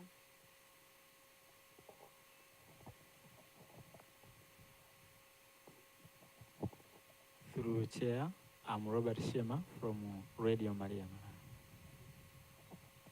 Chair, I'm Tawina Pili from Channel 4 Nations. My name is Farida Mohea from Television Islam. Through your chair, I'm Alice Kamanja from GBS TV. I am Joseph Mazizi from Capital FM. I'm Patrick Kachere from Umuntu FM.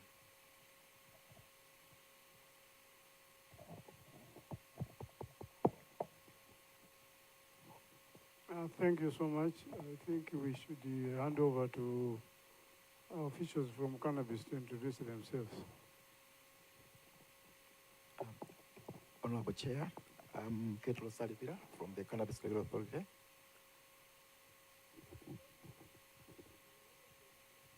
Okay, I'm the Director General.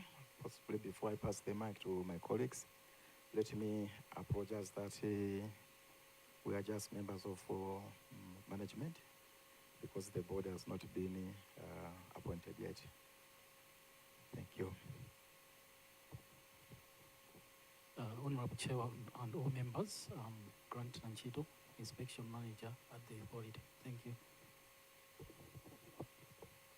Through you, Chair, I'm Fanny Namonde, Marketing and Corporate Communications Manager at Cannabis Regulatory Authority. Honorable Chair and honorable members, my name is Salome Moyo, Finance Manager, CRI. To you, Chair and honorable members, my name is Mushasho Jerry, and I'm Research and Extension Manager at CRA. Thank you. Through you, Chair, I'm Joseph Nkuche from the Ministry of Finance and Economic Affairs, working as the Public Finance Management Officer in the PFMS division. Good afternoon, Chair and all honorable members. My name is Yola Mukunda Piri from Ministry of Finance. Good afternoon, Chair, honorable members. My name is Brave Chidiaudzo, Minister of Finance.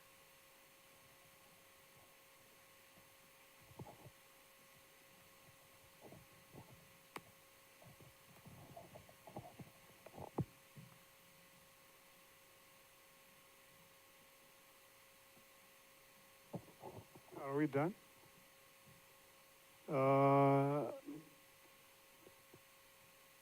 don't have a CEO? I'm the CEO. Or you are the CEO?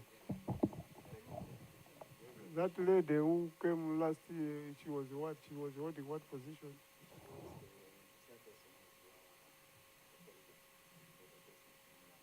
Okay. Okay, so the board has been dissolved.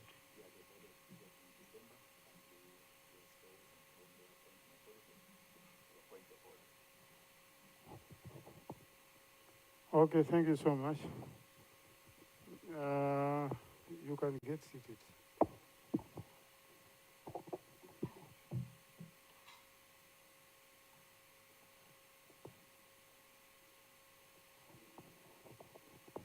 Looking at your vote, the authority's budget has increased by 10% from 105 billion, from 1.5 billion in 2024-2025 financial year to 1.15 billion in 2025 to 2026 financial year. So we would want you to brief us on what you have used the 1.05 billion for and what you intend to use the 1.15 billion in the year 2025 to 2026 financial year. However, let me remind you that when you appeared before this cluster last time, you told us that you were going to revamp the institution. You were going to come up with means and ways of making sure that as the Cannabis Authority, you are going to do the needful. So we left at that point. Now, from the amount of money that you were allocated in the last financial year or the just ending financial year, what is it that you have done and what achievements have you made? And then you tell us what you plan to do in the next financial year.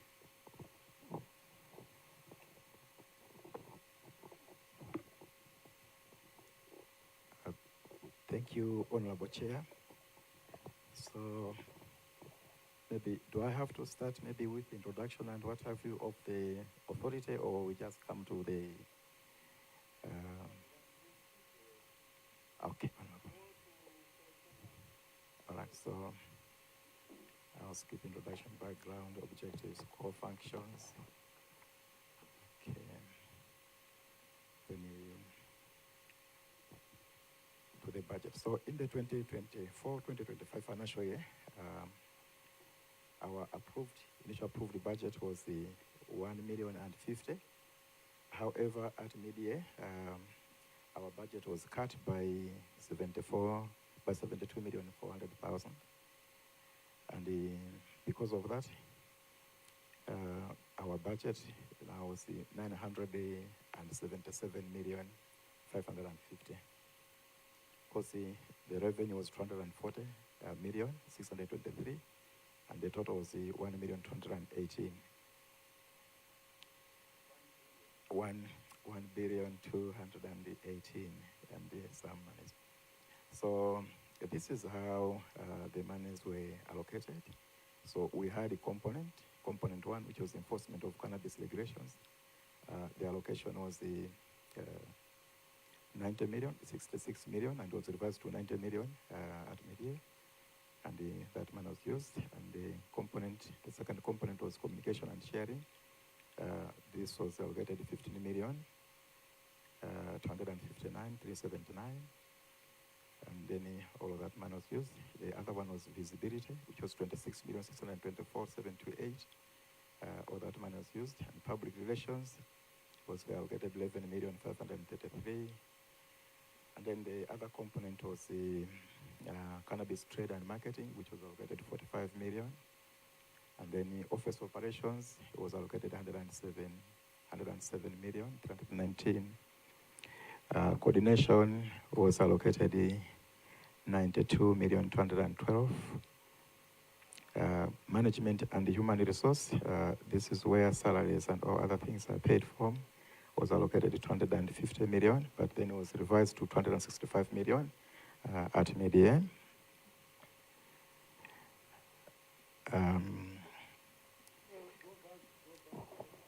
Can you go back?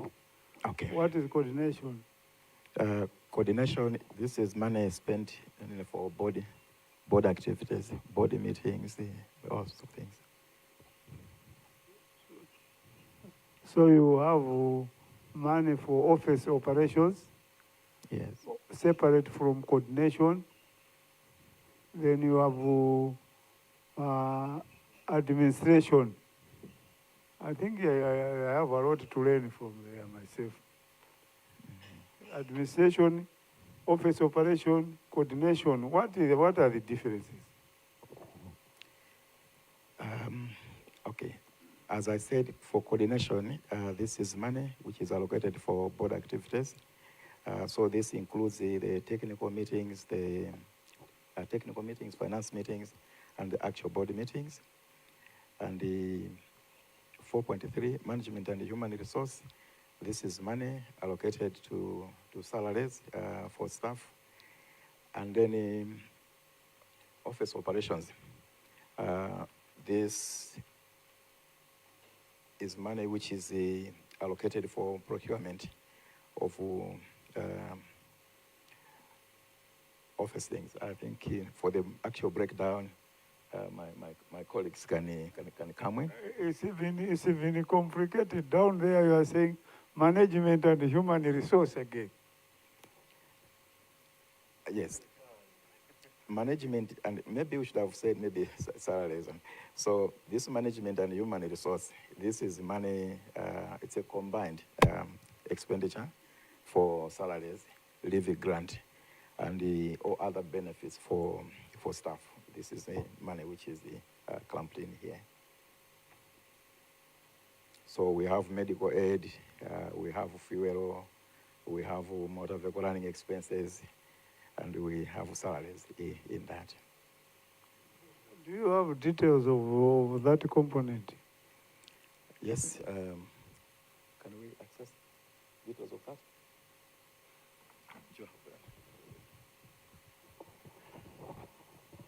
Honorable Chair, that also included the recruitment of salary payment staff. It was also budgeted on that management and human resource. Thank you, Chair. I want some details apart from salaries, what other benefits are there? And how many employees do you have? How much is the total salary for all of them? We don't want individual salaries, but we just want to know how many members of staff you have and how much you pay them per annum, and the other benefits. What are those other benefits?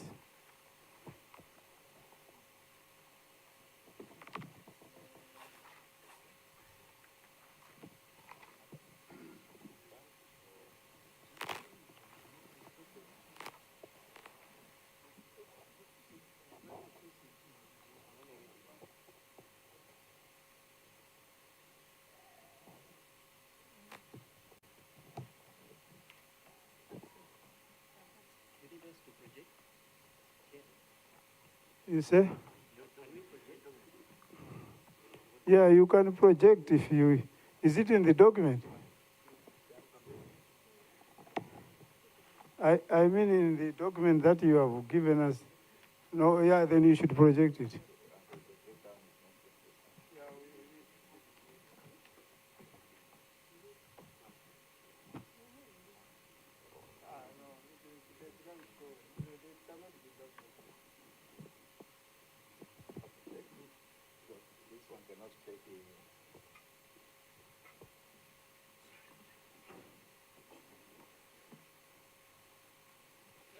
Just read. You can just read, because you are having technology problems.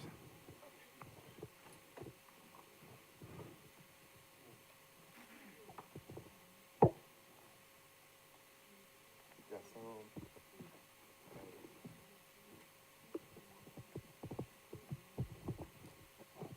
on management and human resource, we have salaries, we have levy grant, and we also put a salary for recruitment, because of the staff that joined us in You the... can sit, sir. You can sit. Okay. So, and then we have a medical aid scheme. We have school fees. We have bereavement. We have staff loans. We have pension contributions. And on the office operations, we have office space, headquarters rental. So these are for rentals, maintenance of vehicles, insurance of vehicles, internet and communication, box rentals, cleaning services, printing of documents, fuel, and airtime. And then we also have consumables. We have stationery. We have payment of water bills, payment of electricity, publication and advertising. Okay, so you have like airtime, then you have a salary, you have school fees, and you have bereavement. If someone has passed on, a family member, then the company has to pay for that. Do you know roughly the amounts roughly for fees and bereavement? Currently, I think fees are at about 800,000 Oh. per quarter. School fees? Yeah. 800,000 per quarter? About 800,000 per quarter. Bereavement, what we normally do is we buy fuel, depending on the distance where we are going, we buy fuel, and we also give money to the bereaved family. So the amounts are in the conditions of service. So we do as per the conditions of service. Roughly from what, ranges from what to what? The highest is 900,000. So yeah, so it goes down depending on the grade of a member of staff. Okay. Yeah. 900,000 for bereavement. We are currently 11. Yeah.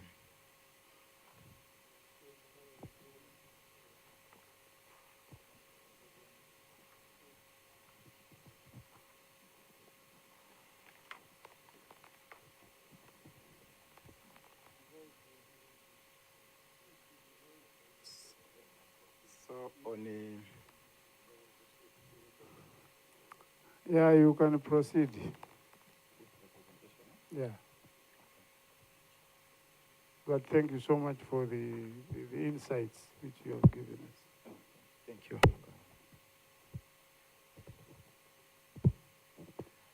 So component 5 is on finance and audit. So these are monies we pay for audit services. Sorry, I wanted clarification, Chair. 11 members of staff. That's simple calculations. Each member is getting 24 million per annum. Is that what you are telling us on average?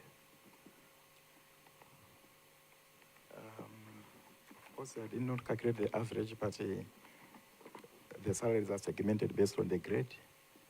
So we have the higher grade getting the higher salary, and then the lower grade getting the lower salary. The highest grade is about 60 million, I think, per annum. The lower grade is about 3, 4 times 12. It's about close to 4 million per annum.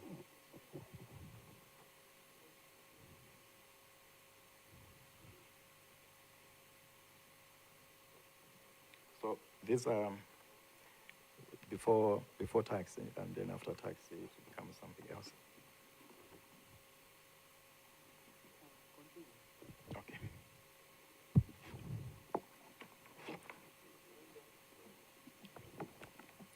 So we spent We have money on capital expenditure. This is where we bought the 2 vehicles for the institution. And then we have research and support.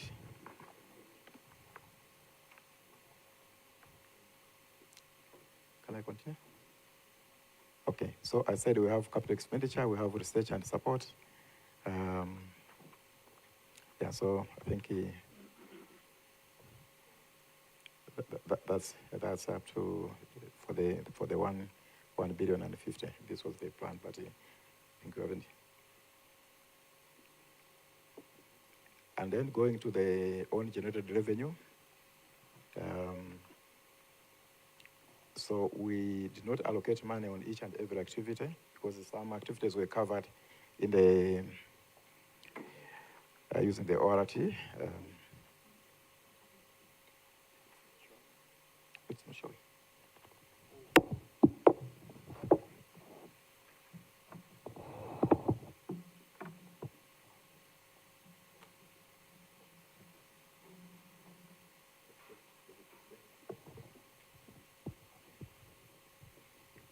Yeah, so on generated revenue, we allocated money on visibility. We allocated money on cannabis trade and marketing.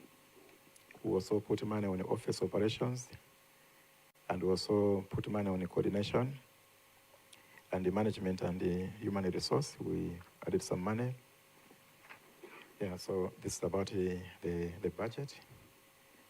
So on major achievements, I'll talk first about the local market.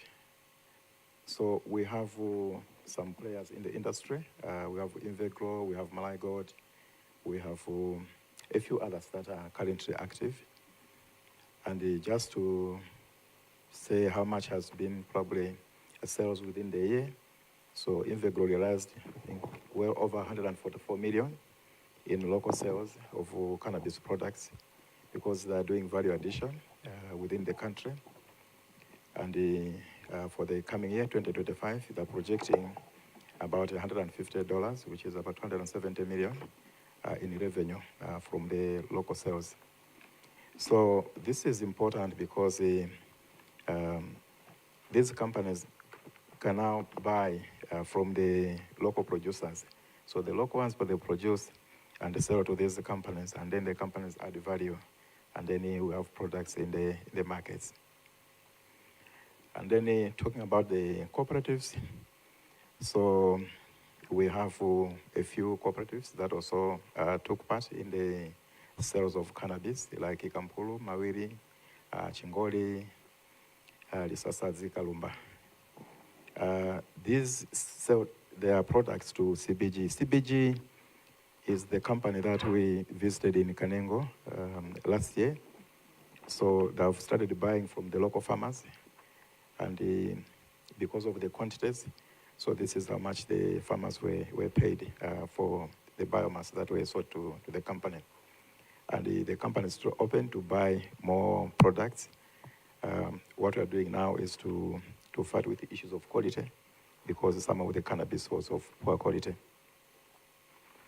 On the foreign market, so Invegro again sold about 250 kilos to,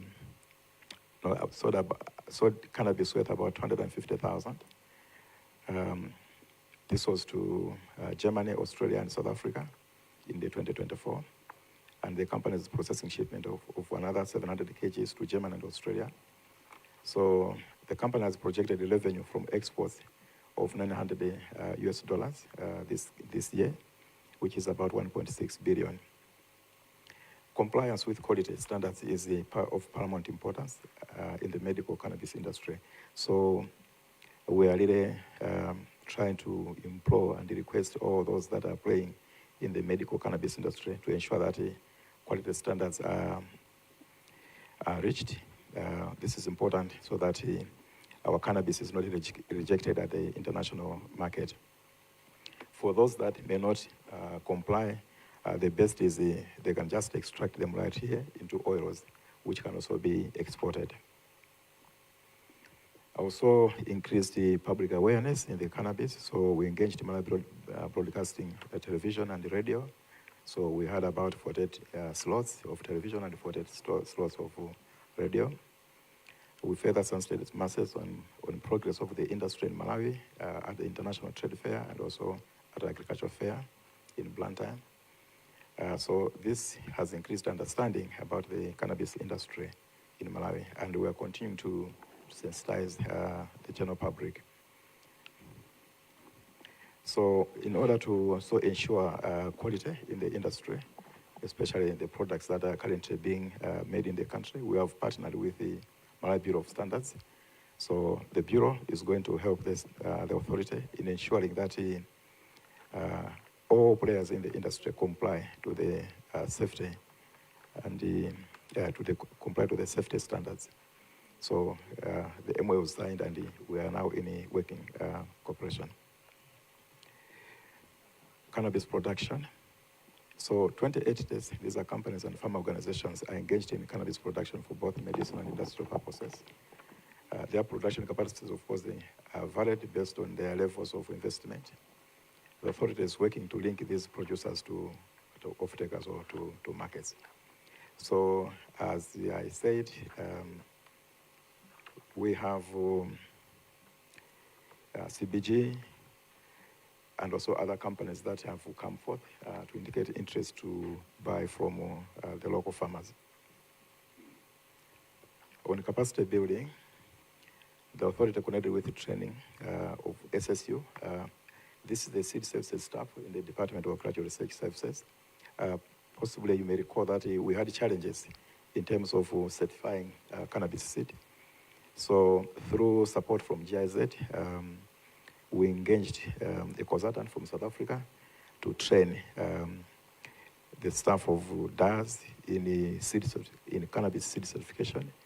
And now we are confident they can do the job. This is going to help us because now seed production can start in the country, and this may also lower the cost of seed being produced in the country. Unlike the seed which companies are currently buying from outside the country, it's very expensive. On the development of guiding documents, so the authority managed to develop the following. We had this strategic plan for 2024-2030.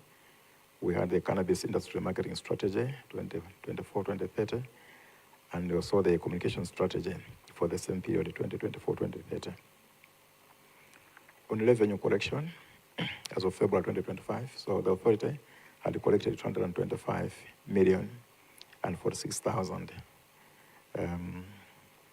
This is against the target of 270 million. Hopefully by end of March, we could be somewhere close to the target.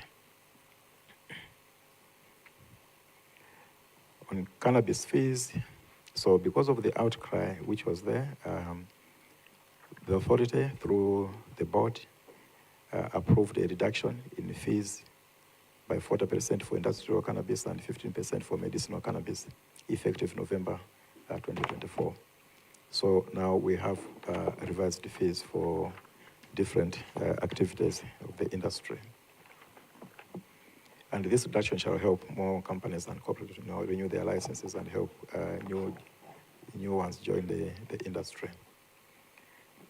On the upcoming developments in the cannabis industry, we have a company by the name MMC Laboratories Limited. This company is situated within Mbazi Estate. So MMC has a plan to construct an indoor cultivation of cannabis and also an API. This is an active pharmaceutical ingredient extraction facility. This should have been done maybe a year ago, but the company has really struggled to get the much needed forex. They have the quachas, but they struggle to get the forex. However, they've managed now to import the dryers. I'm told maybe by 2 weeks now, all the dryers will be in the country. And they've also made a part payment to the Indian company, which is doing the fabrication of the API machine. So this, the flowers which they're going to generate from the indoor cultivation and the APIs are going to be sold to Germany and other countries. And perhaps even during the inauguration, the laying down of the foundation promised that within a year, they are going to generate well over 25 million US dollars from these activities. We believe this will be a milestone. And the fact that they also have the capacity to buy from the cooperatives, this is going to be a plus even for the farmers. So in the 2025-2026 financial year, PMB key targets, we propose to issue 46 licenses, make 4 field inspections, probably 10 in the facilitation of development of minimum standards, quality assurance and guidelines and procedures for inspection.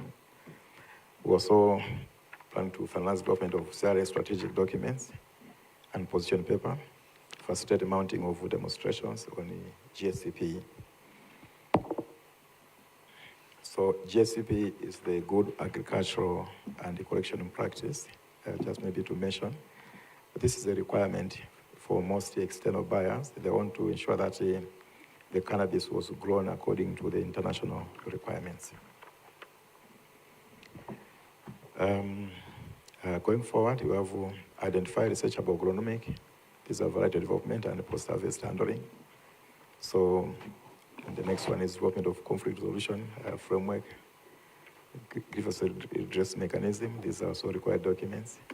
Coordination of board meetings and CRA secretariat, conduct market campaigns in cannabis, sensitize all stakeholders and the general public on all matters of cannabis legislation, conduct quarterly implementation review meetings, learning visits for policymakers and CRA technical staff, identification and promotion of cannabis markets and the other marketed information, conduct cannabis production estimate surveys, participation in national and international meetings and expos. So the budget, as you said, for this financial year is the 1,155,000,000, and we project probably to collect a revenue amounting to 545 million kwacha, and the expended total budget for 2025-2026 is 1.7 billion. Consider winding up. We're against the time. I think maybe if you could wind up. So this is the budget for the 2025-2026 by component.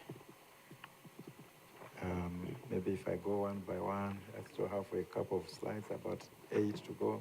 So we have communication and sharing, visibility, public relations, and then enforcement of regulations.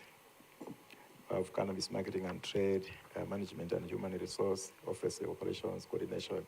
So the activities are more or less the same in the previous budget. What is going to change are just the amounts.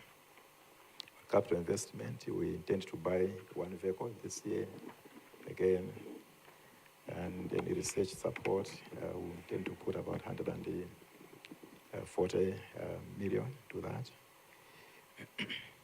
So planned resource mobilization pathways.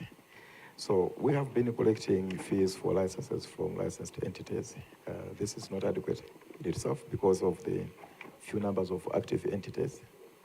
In addition, the authority reduced the license fees in order to address the outcry from those intending to participate in the industry. So in order to boost revenue collection, the authority intends to introduce a levy on the locally sold products. So this will ensure that the authority collects enough to sustain its activities and graduate from being a fully solvented organization. This is our prayer. Key program issues. Of course, the transportation is a challenge. We only have 3 vehicles currently. Human resource, we have planned to recruit some staff this time, this financial year. And renewal of licenses, many were not coming to renew because they're expressing high fees, so we consider to reduce the fees. Technical knowledge, yeah, so our farmers need to be capacitated much more than they are currently because the market out there is demanding high quality standards. Off-takers, of course, not being enough, we're also working to coordinate, to link with the other buyers. Yeah, subvented funds, yes. I think for us to take off properly, we needed at least some more money, but we appreciate what we're given, and we also ask for your consideration if there could be room.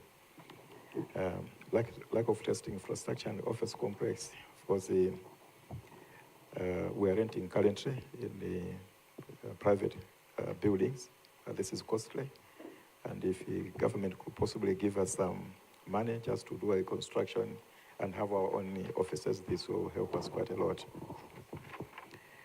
In conclusion, CRI appreciates the financial support given in the 2024-2025 and further requests government to consider increasing the authority's funding to help address the program issues as the industry has the potential to improve people's livelihoods and the economy of the country. Thank you, Chair, and the House for your Honorable attention. members, your quick interventions. Yes, Mangochi Southwest. Thank you very much, Chair. Maybe two questions. On the actual budget, I see that coordination, 2024-2025 coordination budget from the ORT was 92 million, but then there was an addition of 95 million coming from your own generated funds. And from what you told us, coordination is for board meetings. Now I'm asking myself, the total of 187 million for board meetings out of 1 billion, your budget was 1 billion. Yes, there are two. There is one for ORT 92. This is page 10. You see there is 92 there, coordination. Then you go to the other page, which is page 13. You will see there is, I think there is 95, because this was so far subvented, but it was media. It is 95, they provided 64, but this is because the year hasn't ended anyway. But I'm looking at 95, which is going to be at the end of the year. So in total, it's coming to 187. And I'm saying, the question that I have is, the structure of these boards. Why should they consume a lot of money in this manner when this is just a baby? It's what we call a problem child. It's a baby. Instead, I would have expected, Chair, that would have a lot of monies allocated, particularly the money that we are generating on our own, even that is coming from government, to go towards the cannabis trading and marketing. Even cannabis, if you have a seed production, if you do promote seed production, I thought that a bigger chunk of your money would be going there, but not to spend this money on the board meetings. And it looks like you have been attending them religiously, 12 of them in a year, as you have indicated. Don't you think you needed to reflect and rethink about how you allocate your resources to these board meetings, particularly to the board? Number two, honestly, this is a general concern. There was a pomp in Parliament when we were passing the cannabis bill as well as giving birth to you. But I must be honest, I had expected that at least in my constituency I would grow this chamber. One of us would have been growing this chamber, but there is nothing. So it means to me that you haven't done a lot of sensitization. There's a lot more that we need to do, and therefore you may need to recast on how you are promoting, how you are allocating your budget. These are my questions, Chair. Okay, looking at, I'll give you time, just a minute. Looking at page 10 and page 11, you are telling us that you can survive on your own. Because the activities that the government is funding you on page 10, you are also doing the same activities funding yourself on page 11. And they're doing more on their own. You have, in fact, 2 and 96. No. They're better off on their own. Actually, they have collected 125 million as of February. Chair, my concern is on the subvented one. Out of 977.5 million subvented, 670 million has gone to office operation, coordination, salaries.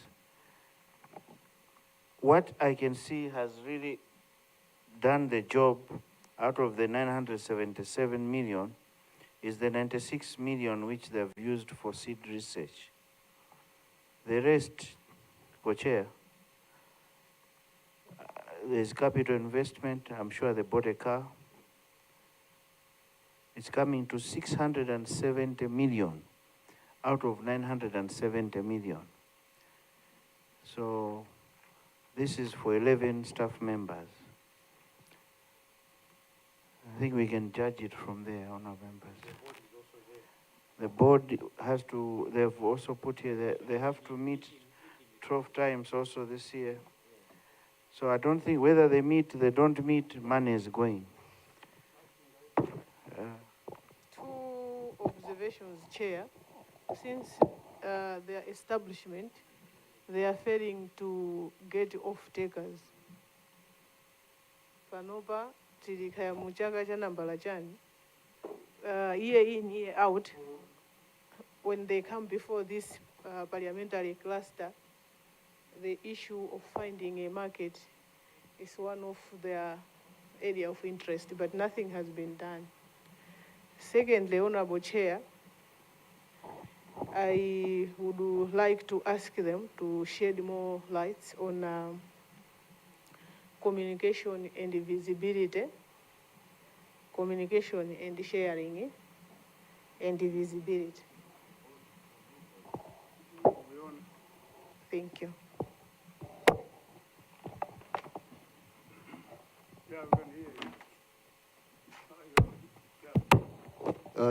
Thank you, co-chairs. Page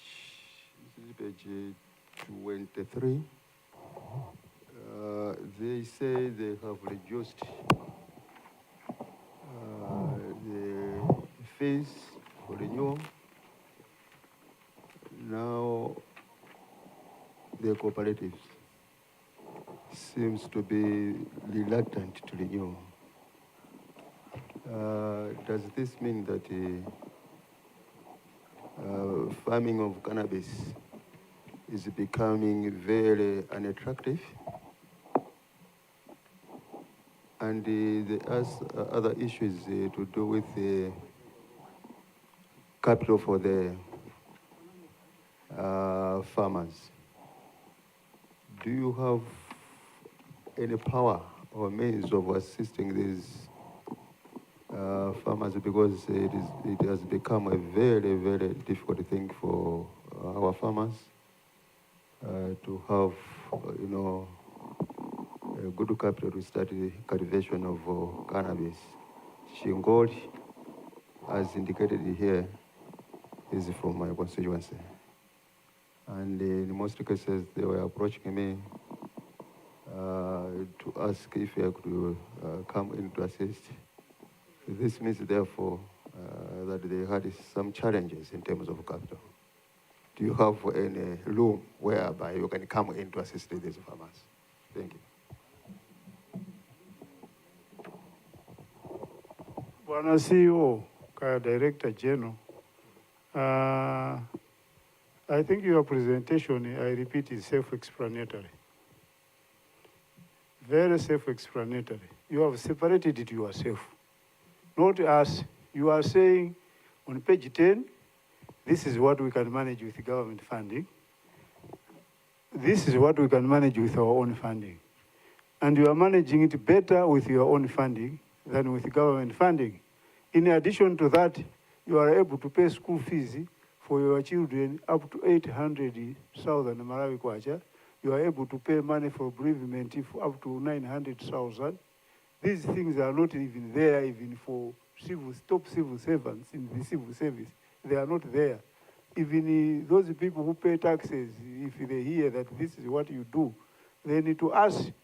It is sending a message that, please, you can stand on your own without getting taxpayers' money.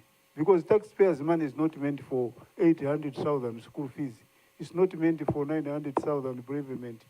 And you have, from the table, what you have indicated on page 10, most of those activities are the same, very similar activities, but each activity has got its own budget line.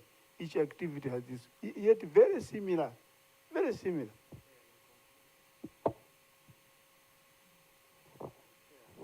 Chair, I wanted to say that when the authority was formed, we had to support it as government so that it could kickstart. And we did support the authority with the expectation that as a country we will also benefit through the cannabis production. 3-4 years down the line, there's not much we can see. What we have seen is increase in ORT expenses, personal emoluments, and what you are mentioning, Chair. Chair, maybe we have done our part. We have supported them. Now they are able to collect and support themselves. I think, Chair, this is one of the committees, or the authorities that the committee needs to do away with. The finance people are here.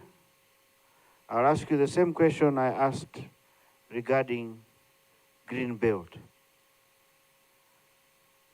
As accountants, as people who are looking after taxpayers' money, a simple question from the presentation: is this authority worth to continue giving it money? Finance, please respond. You have the presentation there. But before they respond, I think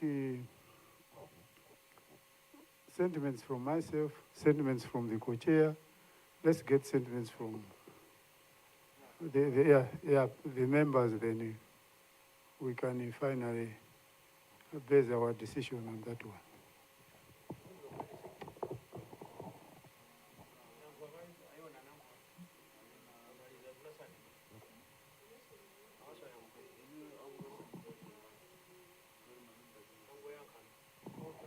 Then you can respond.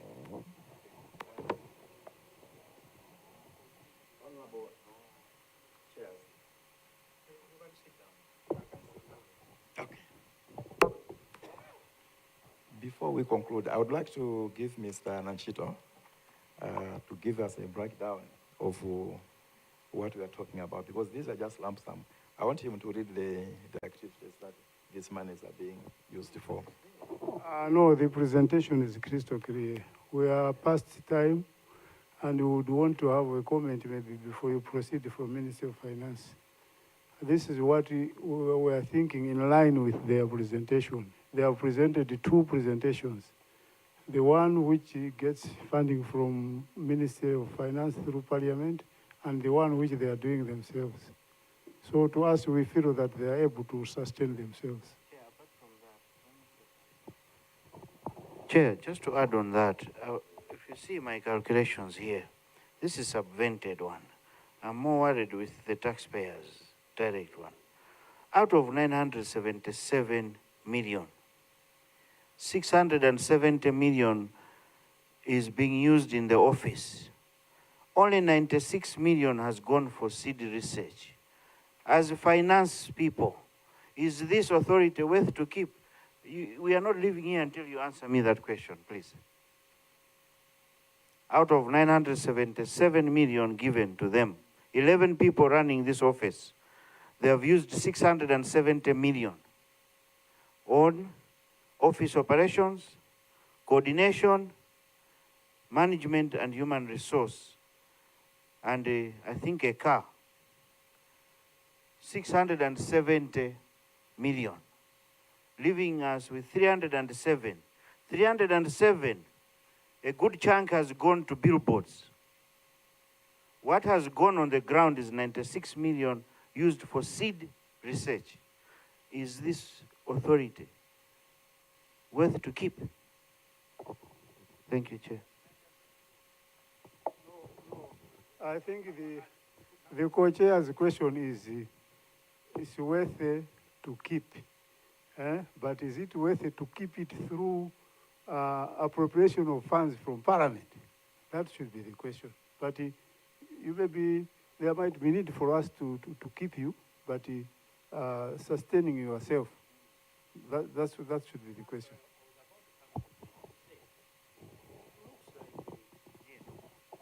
Looks like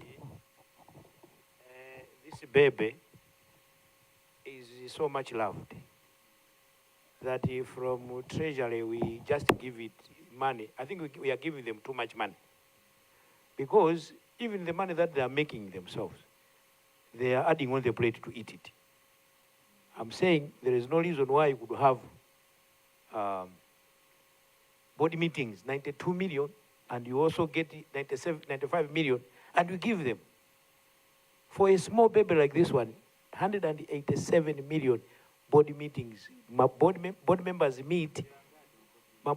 I don't know, board members, how many? I don't know how many board members we're talking about, but they meet once in 3 months. And if there are subcommittees,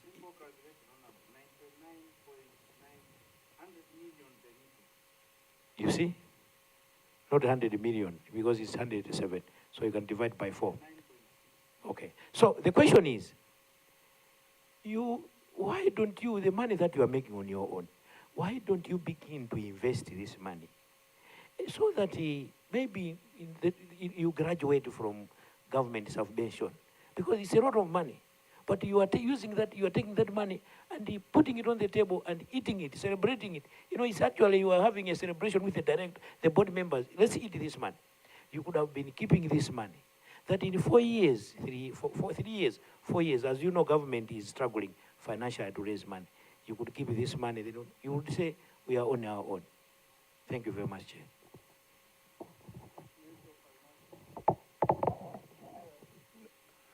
No, I just wanted to add on what I said. Say, I think we have a very difficult board at Cannabis. That's my thought. Because I do think if they had realized that this is a baby that needs nurturing, they could have foregone some of the board meetings. I've been in some boards where even the board itself could advise management to say, no, let's forego these meetings so that at least we accumulate funds for operations and the like. But I do feel, I know you cannot say it, you are always under pressure from your board for meetings. That's what I think, Chair. Because these meetings of the board, most of the times they repeat things that they actually discussed in the previous board and so on and so forth. You can't say cannabis, the way it's running, they can actually be having very hot issues that they would want to discuss time and again. I don't know. So that's actually what I wanted to add. Thank you, Chair.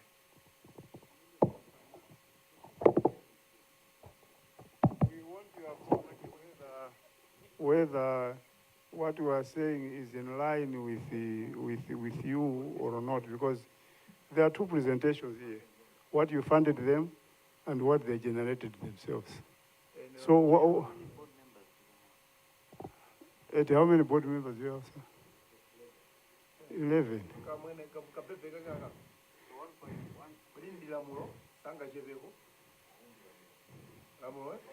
Okay, wait. Let the Minister of Finance respond first. Yes. Through you, Chair, we are tongue-tied because your observations are quite true. Wait, let's listen to Minister of Finance. Your observations are quite true. So I think when we go back to the ministry, what we are going to do, we as the public finance management system will sit down with our colleagues in the budget department and they possibly also involve the Cannabis Regulatory Authority. We sit down and then revisit the figures because we have really indeed seen that a good part of it is going to be spent on activities which are not their core mandate. So I think we'll sit down on that one. We'll make a determination after that. Thank you. Thank you so much. Bwana Director General, we have held you crystal clear. So I think you don't have to add on what you have already presented to the cluster. You have 11 members of staff, you have 11 board members. For every staff, for every board member. What are we doing? 1.4 million board member, board meeting alliance will sign on every month. Is it a must with the kind of board meetings every month on this Cannabis Authority? Come on, guys. No, maybe our final word would be that unlike other institutions like the Cotton Council of Malawi, who are saying that they should go to government and they should be under Ministry of Agriculture. With you, it's going to be different. With you, we are simply saying that you have graduated. You are grown up. You should exist sustaining yourselves. You don't need our taxes for school fees, for bereavement and what have you. So that's the conclusion, sir. And that's what we're going to put in the report. Simple. And that ends the meeting. Our meeting is over. Thank you so much.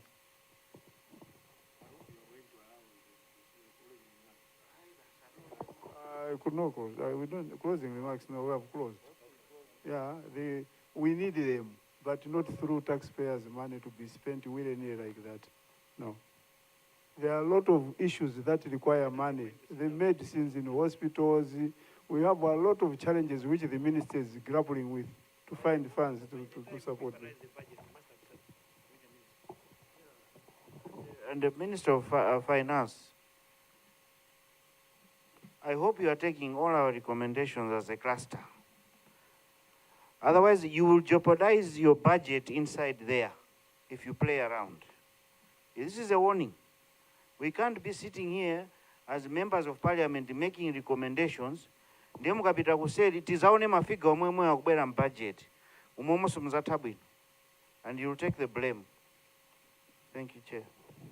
So if also as a cluster we're going to take the initiative to meet the ST and the minister themselves personally. Personally, we're going to sit one-on-one with them to report even before the report is presented in Parliament. That's what we're going to do. Yes.